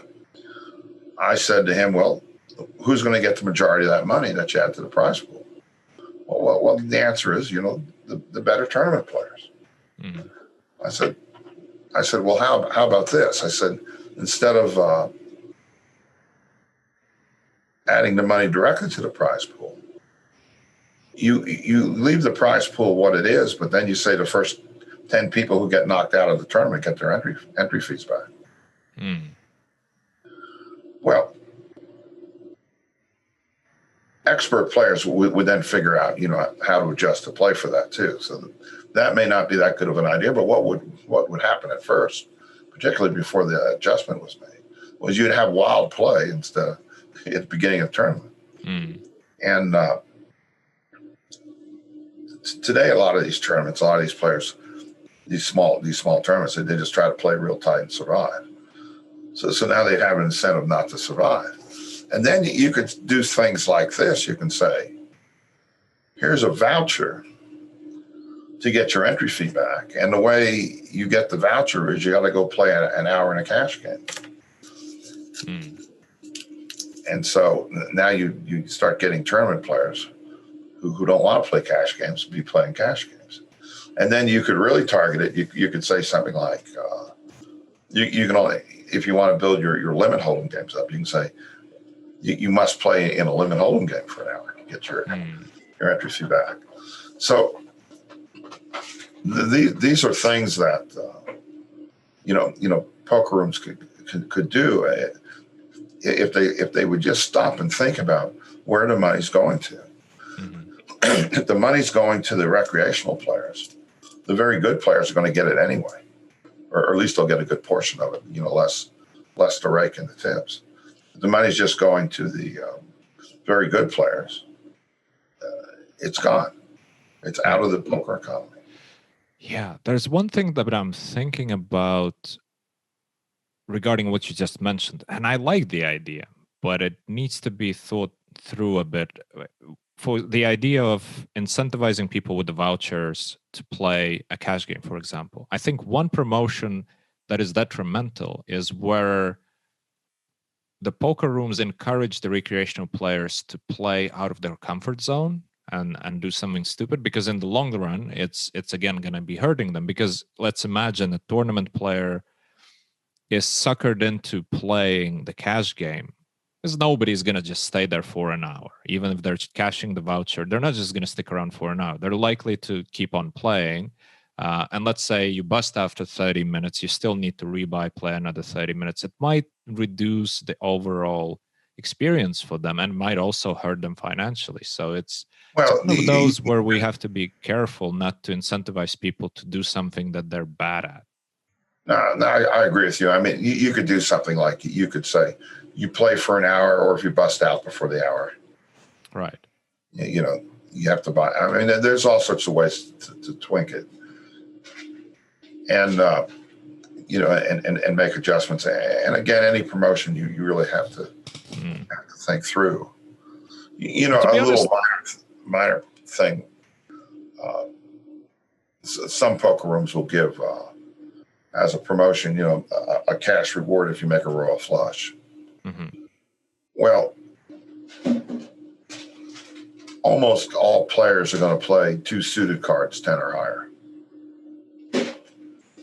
In no limit game. But what if you change that promotion to, and again, this is in the book, to a wheel flush? Good players aren't going to play hands like deuce 4 suited and deuce 3 suited, and 5 deuce suited. A lot of bad players will. So now, even though you won't be giving this promotion out very often, at least a higher percentage of the money is now going to go to the recreational players than it will to the, to the regular players. And that's just one little simple example of how these poker rooms can improve these promotions. Mm-hmm. Yeah, that's an interesting idea, and definitely makes sense for increasing the likelihood of recreationals getting the prize pool. And also coming back to the same idea of, let's say, incentivizing somebody to play for an hour in a game to cash a voucher, I think it would work even if you just have to play one orbit to cash the voucher, because of the human nature. People are not going to just stick around for, some people will, but most people will just stick around. Also, if you have that, the promotion where the first X number of people out of the tournament get the voucher, it's going to encourage people to play more recklessly, and people are now going to bust out of the tournament very quickly. So somebody who decided, who would normally say, well, I'm going to go play poker room, play a tournament, I know I'll be there for a few hours. Some of them will be out now very quickly, and they still want to be there for a few hours. Exactly. So now you give them some money to play in a cash game. Exactly, and it makes their overall experience much more enjoyable, because there's nothing worse than driving to a casino, busting after 5 minutes, and then what you do. Right. And now you have an incentive to stick around. You actually have some prize for it, and it feels good. And for those who bust after the 10th or whatever it happens to be for the first X amount of people, well, they probably already played for an hour, maybe, right? So at least their trip wasn't wasted. They already got some fun for the tournament. Although obviously busting a tournament is never fun, even if you bust second. Right. I'm aware of that. Right, but that's a really interesting idea, and I'm sure that would definitely help some of the poker rooms increase the overall experience for the players, which is eventually one of the most important things, just the experience that you're getting when you're playing that room. There's another, actually, there's more in the promotion chapter than just that. There's discussion that you have to think, the poker management has to think about the type of promotion they're offering and what type of people it's going to bring in and so on. There's a couple of examples of that where poker rooms had promotions and they actually brought in the wrong type of people relative to the clientele of the casino, and it caused some problems. Can you give an example of that? Because that's interesting. Well, the best example I ever saw, it was, I'll say it was the Las Vegas Hilton poker room back around, I think 1989 was the year, but they came up with this idea that they'd have a promotion where the first person to play 500 hours on the graveyard shift would win a cash prize. And it didn't matter what game he played. And if more than one person hit the 500 hours at the same time, the money would be split between them. It's a fairly large amount of money. I forget the exact figure. It's like 100,000 or something. Oh. And they thought that this would create a couple of extra games, and the rake from these games would easily pay for the promotion. And I think every lowlife in town showed up. And this, at that time it's not the Las Vegas Hilton every morning, but it was a very, very nice casino, with very, very nice, high class clientele. So I think a lot of this is just my opinion, but I think a lot of these undesirable people who they brought in ran other people out of the poker room, particularly casino guests. So this contributed, in my opinion, to this room closing, I think the next year. Just ran all this is poorly thought out. There was other things they did there, but this was a poorly thought out promotion, which probably reduced the number of poker games they had in the long run. Yeah, that's a funny example of this thing where that's the best example I know of.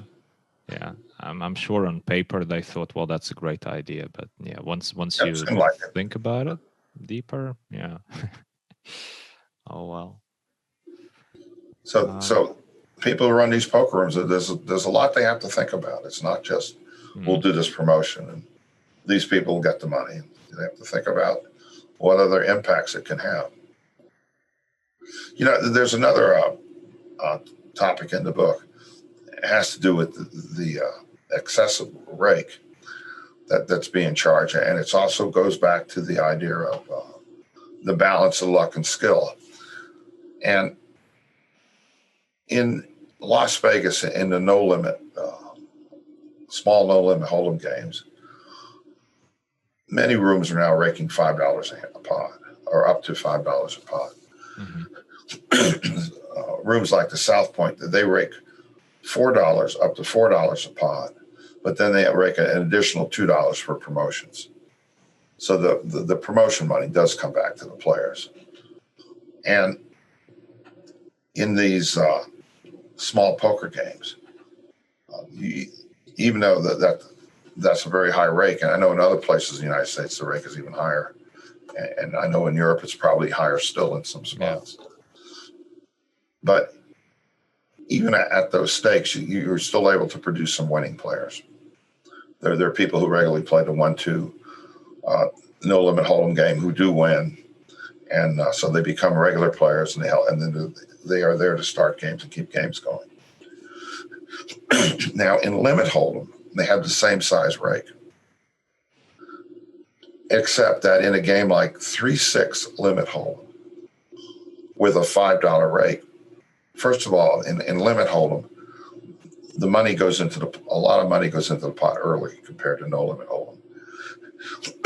So more hands hit the $5 rake, and then your win rate, assuming there's no rake, is not as high at a 3-6 limit hold'em game as it would be in a 1-2 no limit hold'em game. So this $5 rake is essentially assuring there are no winners in that game. Now, I do believe that there are expert players who would beat that game. But if you're good enough to beat that game with that rake, well, why would you be playing it? You'd be playing a higher stakes. So you have no winners in these games, and there's so you don't have the regular players anymore to start games and keep games going. And a good example is Bellagio. The smallest limit game the Bellagio now has is 2040. All the games they used to have below that are gone. Excuse me. So I believe this rake has a lot to do with it. Now, another thing is in limit hold'em, the hands play faster. So why can't you have a lower rake at limit hold'em than you do in no limit hold'em? You would still collect the same amount of overall rake because more hands would be dealt. So now instead of having a $5 rake, suppose you reduce the rake to $3. I think that would be enough to produce some winning or regular players. I think in time you would begin to see some of these games again, or at least there are some card rooms around town that still have these smaller stake games. South Point would be an example. They still have a 3-6 limit hold'em game. They get a couple of games every day, and those games would not be destroyed. Those games would be perpetuated, and then once you had those games perpetuated, players would then some of them would then want to play bigger, and the pyramid would start to form to where you have some higher stakes games. And so I think that's a real important idea in this book, is that you go in these poker rooms and every game has basically the same rake where they're raking. Why is that? It's if a $3 rake was right for like a 3-6 limit hold'em game, maybe a $4 rake would be right for a $10 limit hold'em game. At 2040 they have a time charge, but there's no reason why a rake in the 1-2 no limit hold'em game has to be the same as a rake in a like a 5-10 no limit hold'em game, and and so on. And it's something that poker rooms don't do. I think they'd be better off if they did that. They would end up in the long run with more games, which would then feed into the higher stakes games. Yeah, I mean, definitely makes sense, and it's hard to say, hard to understand sometimes why some of the decisions are made the way they are, because clearly some poker rooms are hurting the lower stakes games, but where's the benefit for them? Like, I really don't see the point. They have enough dealers, they have enough tables. Why not? Not only are they hurting the lower stake games, but if you think about it, I'm willing to bet that when you first started playing poker, you played a lower stake game. Yeah, of course. And that was certainly true with me. And because, see when I first began to play, I lived in South California. And at that time, only forms of draw poker were legal. So I basically began by playing a 3-6 jacks or better to open draw poker game. Mm-hmm. And that's roughly equivalent, I would think, to about a 2-4 limit hold'em game. And every 30, and there they only had, they were only at that time when they weren't allowed to do a rake. You can only have time charges. So every 30 minutes, I paid 50 cents. That was the time charge. Now today in a similar game, they take $5 out of the pot, and some places more. So that smaller rake allowed me to play enough to where I became a regular player. Higher rake, I might not have. Yeah. Well, of course, nowadays it's easier to play the lower stakes online. So for a lot of people, the entry point is online, and then they transition to live poker games. Definitely something that happened to me.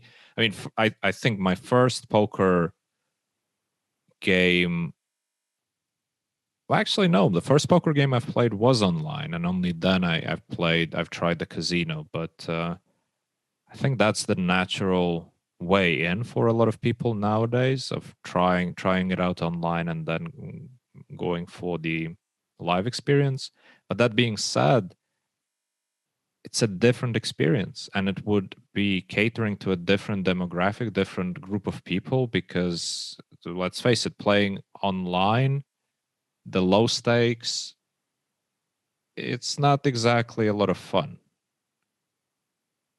Well, the problem online, and again, the book doesn't cover any of this, is that because of the multi-tabling, you have too many expert players in the low stake games. And so whether the rake's too high or not, the recreational players are going to get quickly wiped out. Mm. And again, it goes back to the balance of luck and skill. I mean, if everything was equal, which it's not, but if everything was equal, you would make the same amount of money in a 10-20 game as you would in 10 1-2 games. But by playing 10 1-2 games, you only need 1/10 the bankroll. Mm-hmm. So now you have a game by playing the 10 1-2 games where you're not even concerned about bankroll anymore. So that helped move too many good players down into these small stakes games. So that's an issue that the online cardrooms need to do. I know I put a proposal out a few years back. One of the things I said was raise the rake in these small stakes games and lower the rake in the middle stakes games. And the idea was that would help get the pros out of these small stake games. Whether that's a good idea or not is debatable. But well, some sites definitely tried that idea, and once again got a lot of fallout because people just look at it very black and white, and whenever somebody is charging them more, they tend not to like it. Another thing that some of the poker sites did, they actually reduced the number of tables you're allowed to play on at the same time, which definitely I think helps that's with a the good same idea. Yeah, they reduced the number of multi-tabling. Of course, the way you defeat that is you have more than one client open. You got Poker Stars and you got GG Poker. Yeah, of course. But at least the people, the recreational players who actually only play one or two tables on one site, they have to face less of those less of those really strong expert players because they're spread around a bit more. And right, and when they go into a game, they don't see the same names all the time. Mm-hmm. Yeah, exactly. So yeah, recently actually the changes that the Poker Stars were bringing out, I view them as quite positive, and even though there's a lot of complaints about it and whatnot, but there's always going to be that. Whenever there's change, people are going to complain. People are going to complain. Yeah. But if the poker room is operating correctly, they'll be looking at a lot of these things more in a long-term point of view. And sometimes to take a big step forward, you got to take a small step back. Mm-hmm. I think that's what you're saying there, but it doesn't mean it's not the right decision. Yeah. Oh, well, anyway, we'll see how it's going to work out in the long run. And you know what? Reading your book, I pretty much from the first chapter, my first thought was, how much do I miss live poker? Right? Because with this pandemic, obviously, I haven't traveled anywhere for the live game since the whole thing started. In fact, when it started last year, I canceled my ticket to LA. I was supposed to go play some really nice, interesting games, but last minute I just decided, okay, I'm not going because it seems like the world's shutting down. So it was clearly a good decision at the time, but basically my last trip didn't even happen. I still didn't get a chance to play some live poker since. And reading the book just clearly showed me, wow, how I miss all that buzz of what's going on, all the mistakes of the dealers and the mistakes of the floor managers and the obnoxious players and all the bad things. Even those things I miss because it creates this experience for everybody who likes to play live poker, which is more than just playing poker. You're actually socializing, you're actually enjoying yourself. It's a day, night out. And for that reason alone, keeping those lower stakes games alive and allowing people to get this experience, and potentially some of these people will stick around and move up to higher stakes. That would be a worthy goal for a lot of poker rooms. Right. And in general, when people move up to higher stakes, they don't do that well. That's kind of a well-known thing. Yeah. And that's part, the winning regular now becomes like a recreational player. Mm-hmm. And, exactly. Yeah. All that's, good for the perpetuation of poker. Absolutely. And eventually it trickles up to the highest stakes, because some of that money ends up one way or another floating up, and everybody's a winner eventually. And really everybody's a winner, because if the experience that the recreational players are getting is way more positive, that's already a win for them. Because a lot of the times it's not even just about winning money. It's about how do you feel about your trips to the casino. And Sure. like you said, it's so important to have, let's say, 1 out of 3 winning sessions. So it's important to have that luck and skill balance just right. Because if you're never winning, well, you're not good. You can have the funniest guys in the world at your table and it's just a great time, but it's not so great if you're losing every day. Well, this idea carries over to casinos in general. When people come to Las Vegas and they,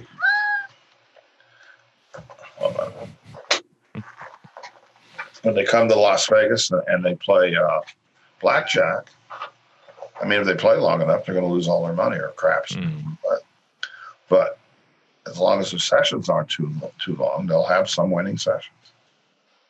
And that keeps them coming back. Another interesting thing, it's actually in a footnote in the book, but it's more important than a footnote, is poker is sort of the only casino game that's relying on winning players to help start games and keep games going. That's not really true. The casino itself relies on winning players to start games and keep games going out of the pit. And here the winning player is the casino. The casino always has games open. And it's a lot of this stuff is really the same idea. I know in Las Vegas now there's a move to, instead of paying 3-2 on blackjack, they pay 6-5. Well, in time now, probably reduce the number of blackjack games. I think some casinos have gone back to the 3-2. But you get to where you begin to upset the balance of luck and skill in these games. The games will disappear, and that'll happen whether it's too much luck or too much skill. And poker is just a great example of that. But when it's properly balanced, it really works well.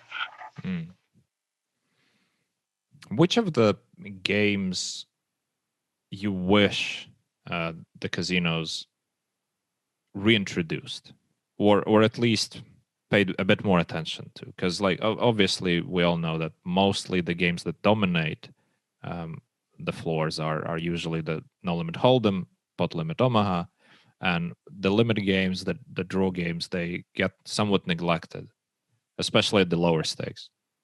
Well, losing 7-card stud is to me, is a disaster. I mean, 7-card stud is a really, really interesting game. And it's, in many ways, it's a richer game, I think is the right way to put it, than Hold'em, because you have these up cards. And the up cards, well, this happens to in Hold'em as well, but not to the same degree. I mean, the up cards can really change the value of your hand. Obviously, in Hold'em, if you have 2 black aces and the flop comes like 7, 8, 9 all hearts, the value of your hand is greatly degraded. But in stud, this is constantly happening. So you need to constantly think on the fly. And which brings up another issue, and that is the solver type strategies which have come into play. I mean, people study these solver outputs, and they're not. One of the great skills of poker was to sit at a table and outthink your opponent at that moment. Yeah. With these solver strategies and game theory optimum, that a lot of that has gone away. You just stick to a strategy which you know is unbeatable. Yes and no, in a way. I don't play pot limit at Omaha, so yeah. So maybe there's a lot more of that there. But. I think what happens is, especially in pot limit Omaha, I suppose in no limit hold'em, what you were saying is much more true. Just because the strategies from the solver outputs, let's put it this way, are easier to understand and easier to comprehend for a human, just because the solver outputs is basically a chart. How hard can it be? You just see all of the hands right in front of you. Whereas in pot limit Omaha, it's much more difficult to comprehend what exactly is going on. Memorization is not a thing because there's just way too many combinations, way too many exceptions. So you need to dig down to the first principles and understand why exactly is the solver doing what it's doing. And also a lot of people rely on bad data, and that's something that you know very well in statistics. You get bad data in, you get very bad data out. It's just always like that. And a lot of people have too much confidence in solver outputs without questioning the quality of those solver outputs. And that creates this funny dynamic where a lot of people are under the impression that they're playing very good because they're playing very accurately according to the solver, unknowingly playing with bad data, which actually hurts their win rate and allows some of the recreational players to outthink them, outsmart them, outplay them. But obviously, as a trend, that the solvers do give an advantage to people who put in the work and who try to dig through the strategies. But that has always been there. There were always people who just put in a lot more work away from the tables, a lot more thinking about the hands, discussing the hand histories, trying to learn from their experience, and they always did well. It's just the tools changed, but the idea is the same. Yeah. Now, in the book, there's an appendix in the book which is written by David Sklansky, which is 16 different games that Cardrooms might want to try. And part of the idea was these games would be very difficult for solver type computer programs to analyze. And they would also encourage more looser play earlier in the hand and so on. So that might be something that some of the poker rooms might want to experiment with a little bit. Yeah, it's always a difficult task to introduce new games because of, once again, people are not very open to change, and a lot of people are just comfortable playing the games they know, and they don't really want to jump into anything new, and that's unfortunate, of course. One of the games, it's not exactly a game that David suggested, it's for tournaments, and it's to allow people to buy in for different amounts up to a certain amount. And apparently we've gotten a couple of posts on our website where stuff like this is being tried, but just to throw a number out, maybe make $100 the maximum buy-in and the minimum buy-in 10. So you could buy in for either 10, 20, 30, 40, 50, so on up to 100. And when you did that, you would not have these re-entries and not have the rebuys and so on. When you did this for a tournament. And it would allow someone who made the minimum buy-in to have a pretty good score, so to speak, if they just cashed in the tournament. And of course, if somebody bought in for the maximum, they might be paying, even if they're a very good player, might be paying too much. So it's kind of just a little interesting wrinkle that some cardrooms might want to try. How would that work, though? It's similar to the rebuy structure, but clearly different, because once you're bust, even if you bought in with 10 stacks initially. Right. But I wonder if that doesn't create an extra edge for the expert players, because now they're allowed to buy in with 10 stacks and they can dominate the table even from the early stages of the tournament. Let me read you from the book. It's the last paragraph from the book. Mm-hmm. Allow variable buy-ins for some tournaments rather than rebuys or add-ons. Offer tournaments where you can buy in whatever you want within reason. Small buy-ins are taking a shot, but they also profit nicely just sneaking into the money. Larger buy-ins are much more likely to cash, and the best players should buy a moderately high amount. But if they take this too far, they become suckers, given normal pay structures. Mm-hmm. Of course, David writes, "Do you see why?" After that, can't resist that. The signature thing. All right. Yeah, it is interesting. It's an interesting idea. I wonder if they would try it in the online environment. It's so easy to try things out in the online world compared to the live casinos, and that's definitely one idea that, well, to be honest, it's hard for me to judge anything that has to do with the tournaments. I don't play tournaments almost ever, as recently, especially. Haven't played any, even skipped all the Scoop Poker Star series, which actually seemed pretty good. But yeah, so it's hard for me to judge, but it does sound interesting on paper. I hope somebody tries it. In the book, there's also a chapter on tournaments in general, and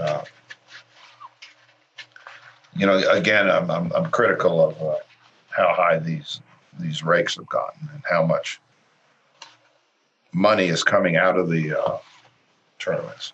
Mm-hmm.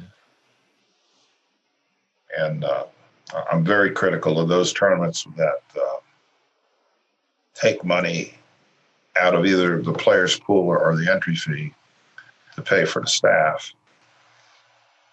And well, first, I do think the staff has the right for a decent wage, but I'm very critical of tournaments where they're taking money out, and then when you cash, they say to you, "Would you like to leave something for the staff?"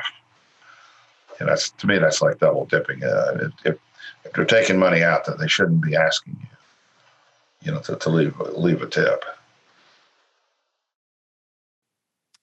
If there was one change that poker rooms would introduce based on your book, which change you hope it would be? Like, what is the most important takeaway you hope that people get from this?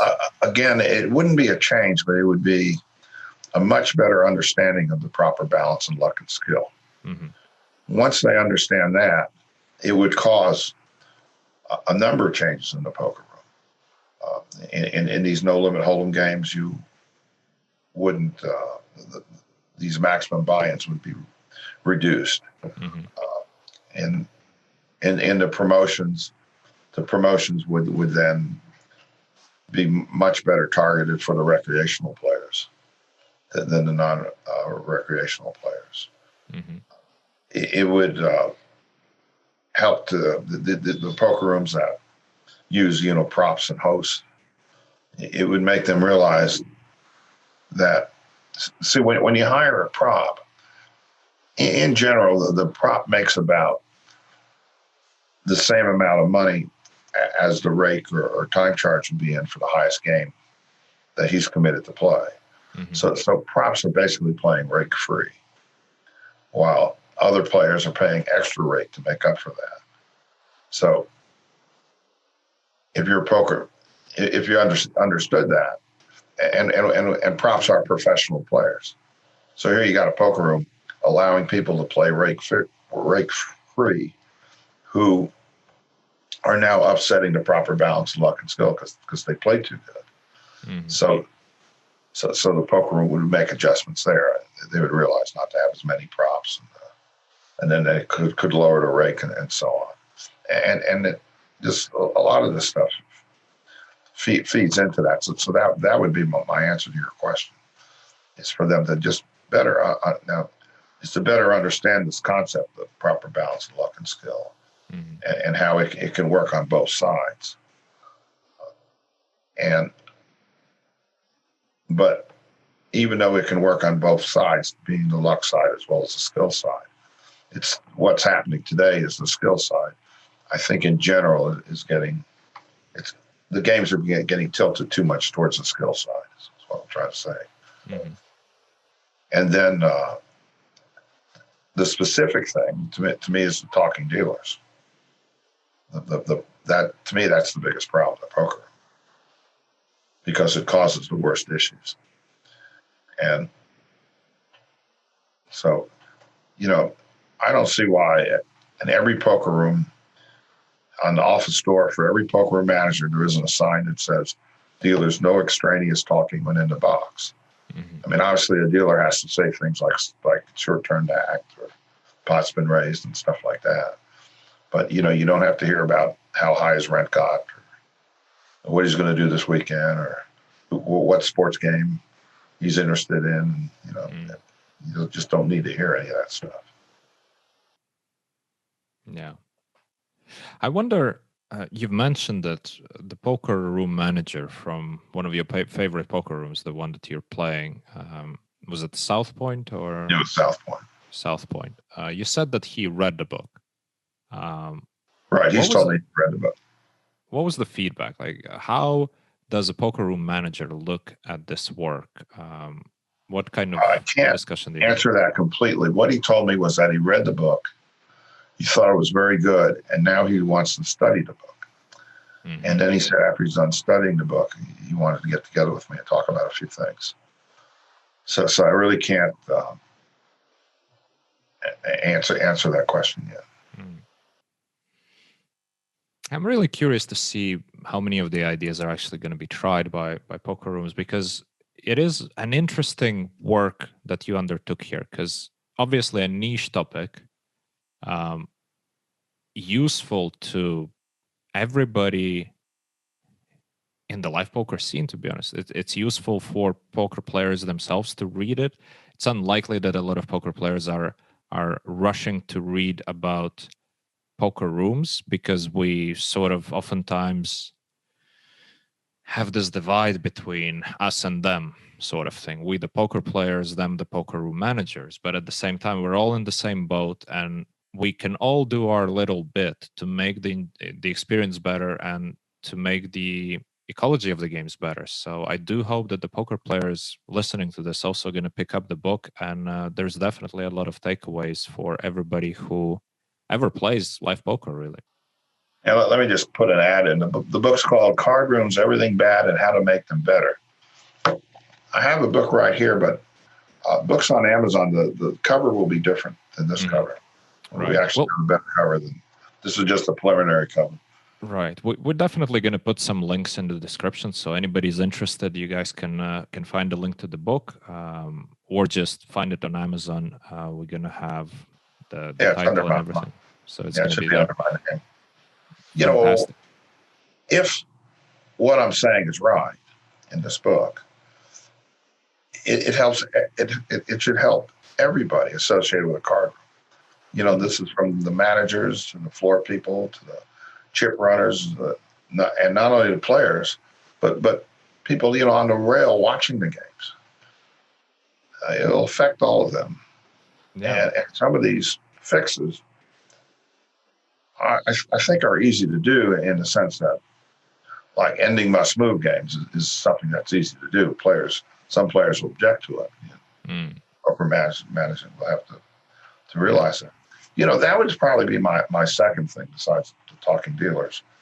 Is one of the things we point out in the game is that what these must-move games do is they create lists and they break games. And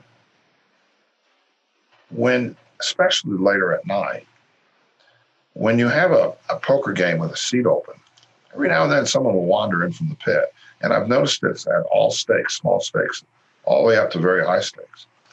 And,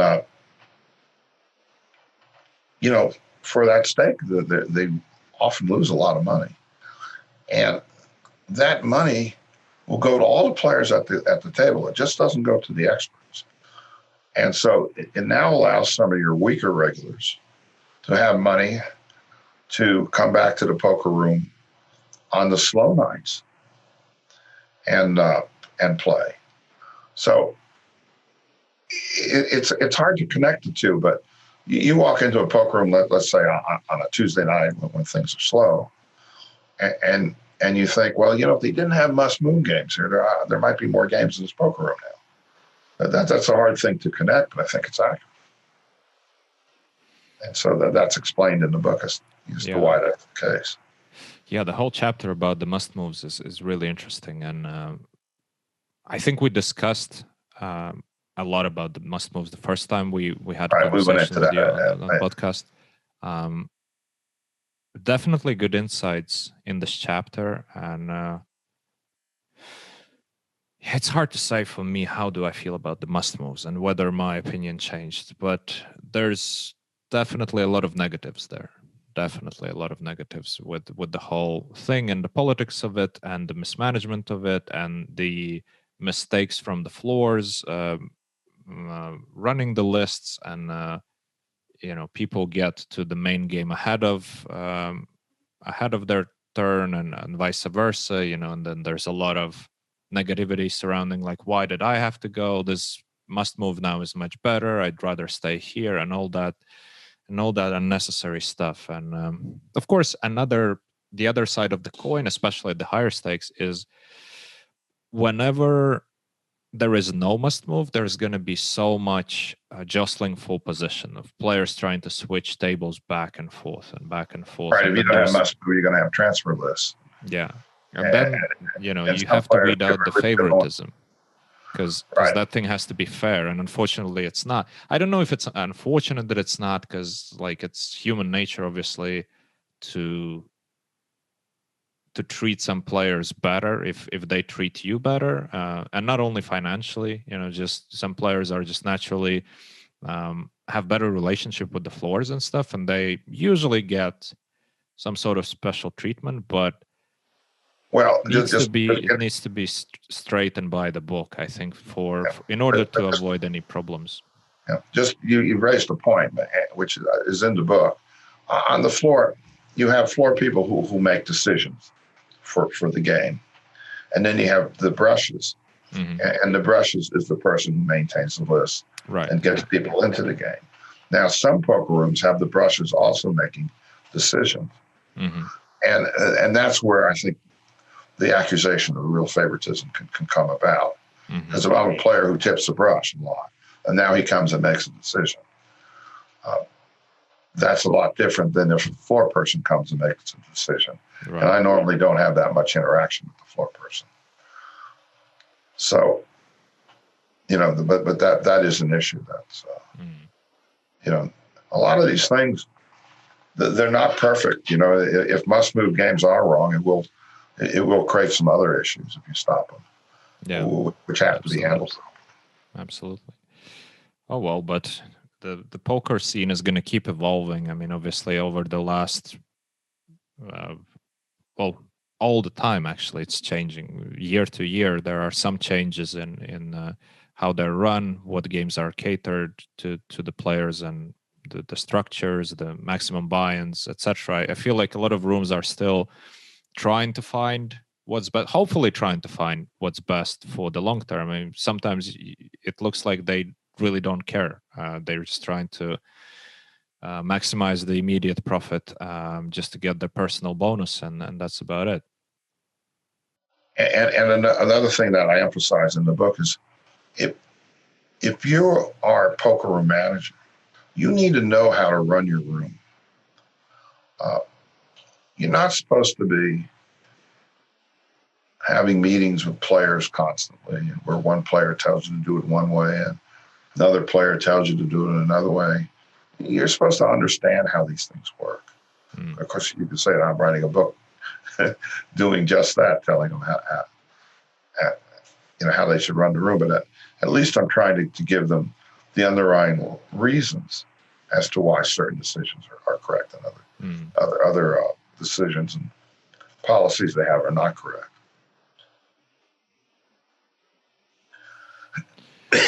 Oh, well, anyway, I hope that most of the poker room managers are going to pick up your book. And I hope that a lot of poker players are going to pick it up as well, because eventually... I forgot to mention this. I should have said this right at the beginning, but let me mention it here. If you work in poker room management, either on Twitter or on our website, send me a direct message, and I will happily send you a PDF file of the book at no charge. Well, that's a fantastic offer, and I hope people hear it, and we'll definitely mention it in the description and obviously any social media channels that I can reach out to. So yeah, I hope this makes an impact. There are a lot of great ideas here, and any plans for the next book? No, not yet. I don't even know if there'll ever be a next book. I've gotten older. Right now, I'm out of ideas and stuff. All right. Well, I know. Give it a couple months. I know David Sklansky's talking about doing some more stuff. Okay. Yeah, he's been busy because he's been quite productive with his books. And anyway, it's always a pleasure to talk to you, Mason. It's so many insights, so many good ideas. Okay, good. Hope we do it again. Yeah, absolutely. Yeah, we still haven't touched upon that subject, which we had a little chat about in the 2+2 forums, and we talked about it before. The mental game. And the psychology and all that. I would be really interested in having that discussion with you, but obviously, it's a whole different topic, and we better leave it for another time, and perhaps have a round 3 with you. Okay, that sounds good. At some point. Fantastic. So, Mason, thank you once again, and I hope to see you again for another conversation. All right, thank you for having me. Bye. Thank you for listening. I hope you enjoyed this episode. Check out the description, and of course, I'd highly appreciate if you subscribe, click like, spread the word about the podcast. Also, if you'd like to receive a regular newsletter with my key takeaways about each episode, go ahead and subscribe to it on runchukspodcast.com. That's RUNCHUKS podcast.com. I write those myself, I take it seriously, and I really enjoy the interaction with the readers, so I hope you'll sign up, and I'll be back for you next time. Thank you.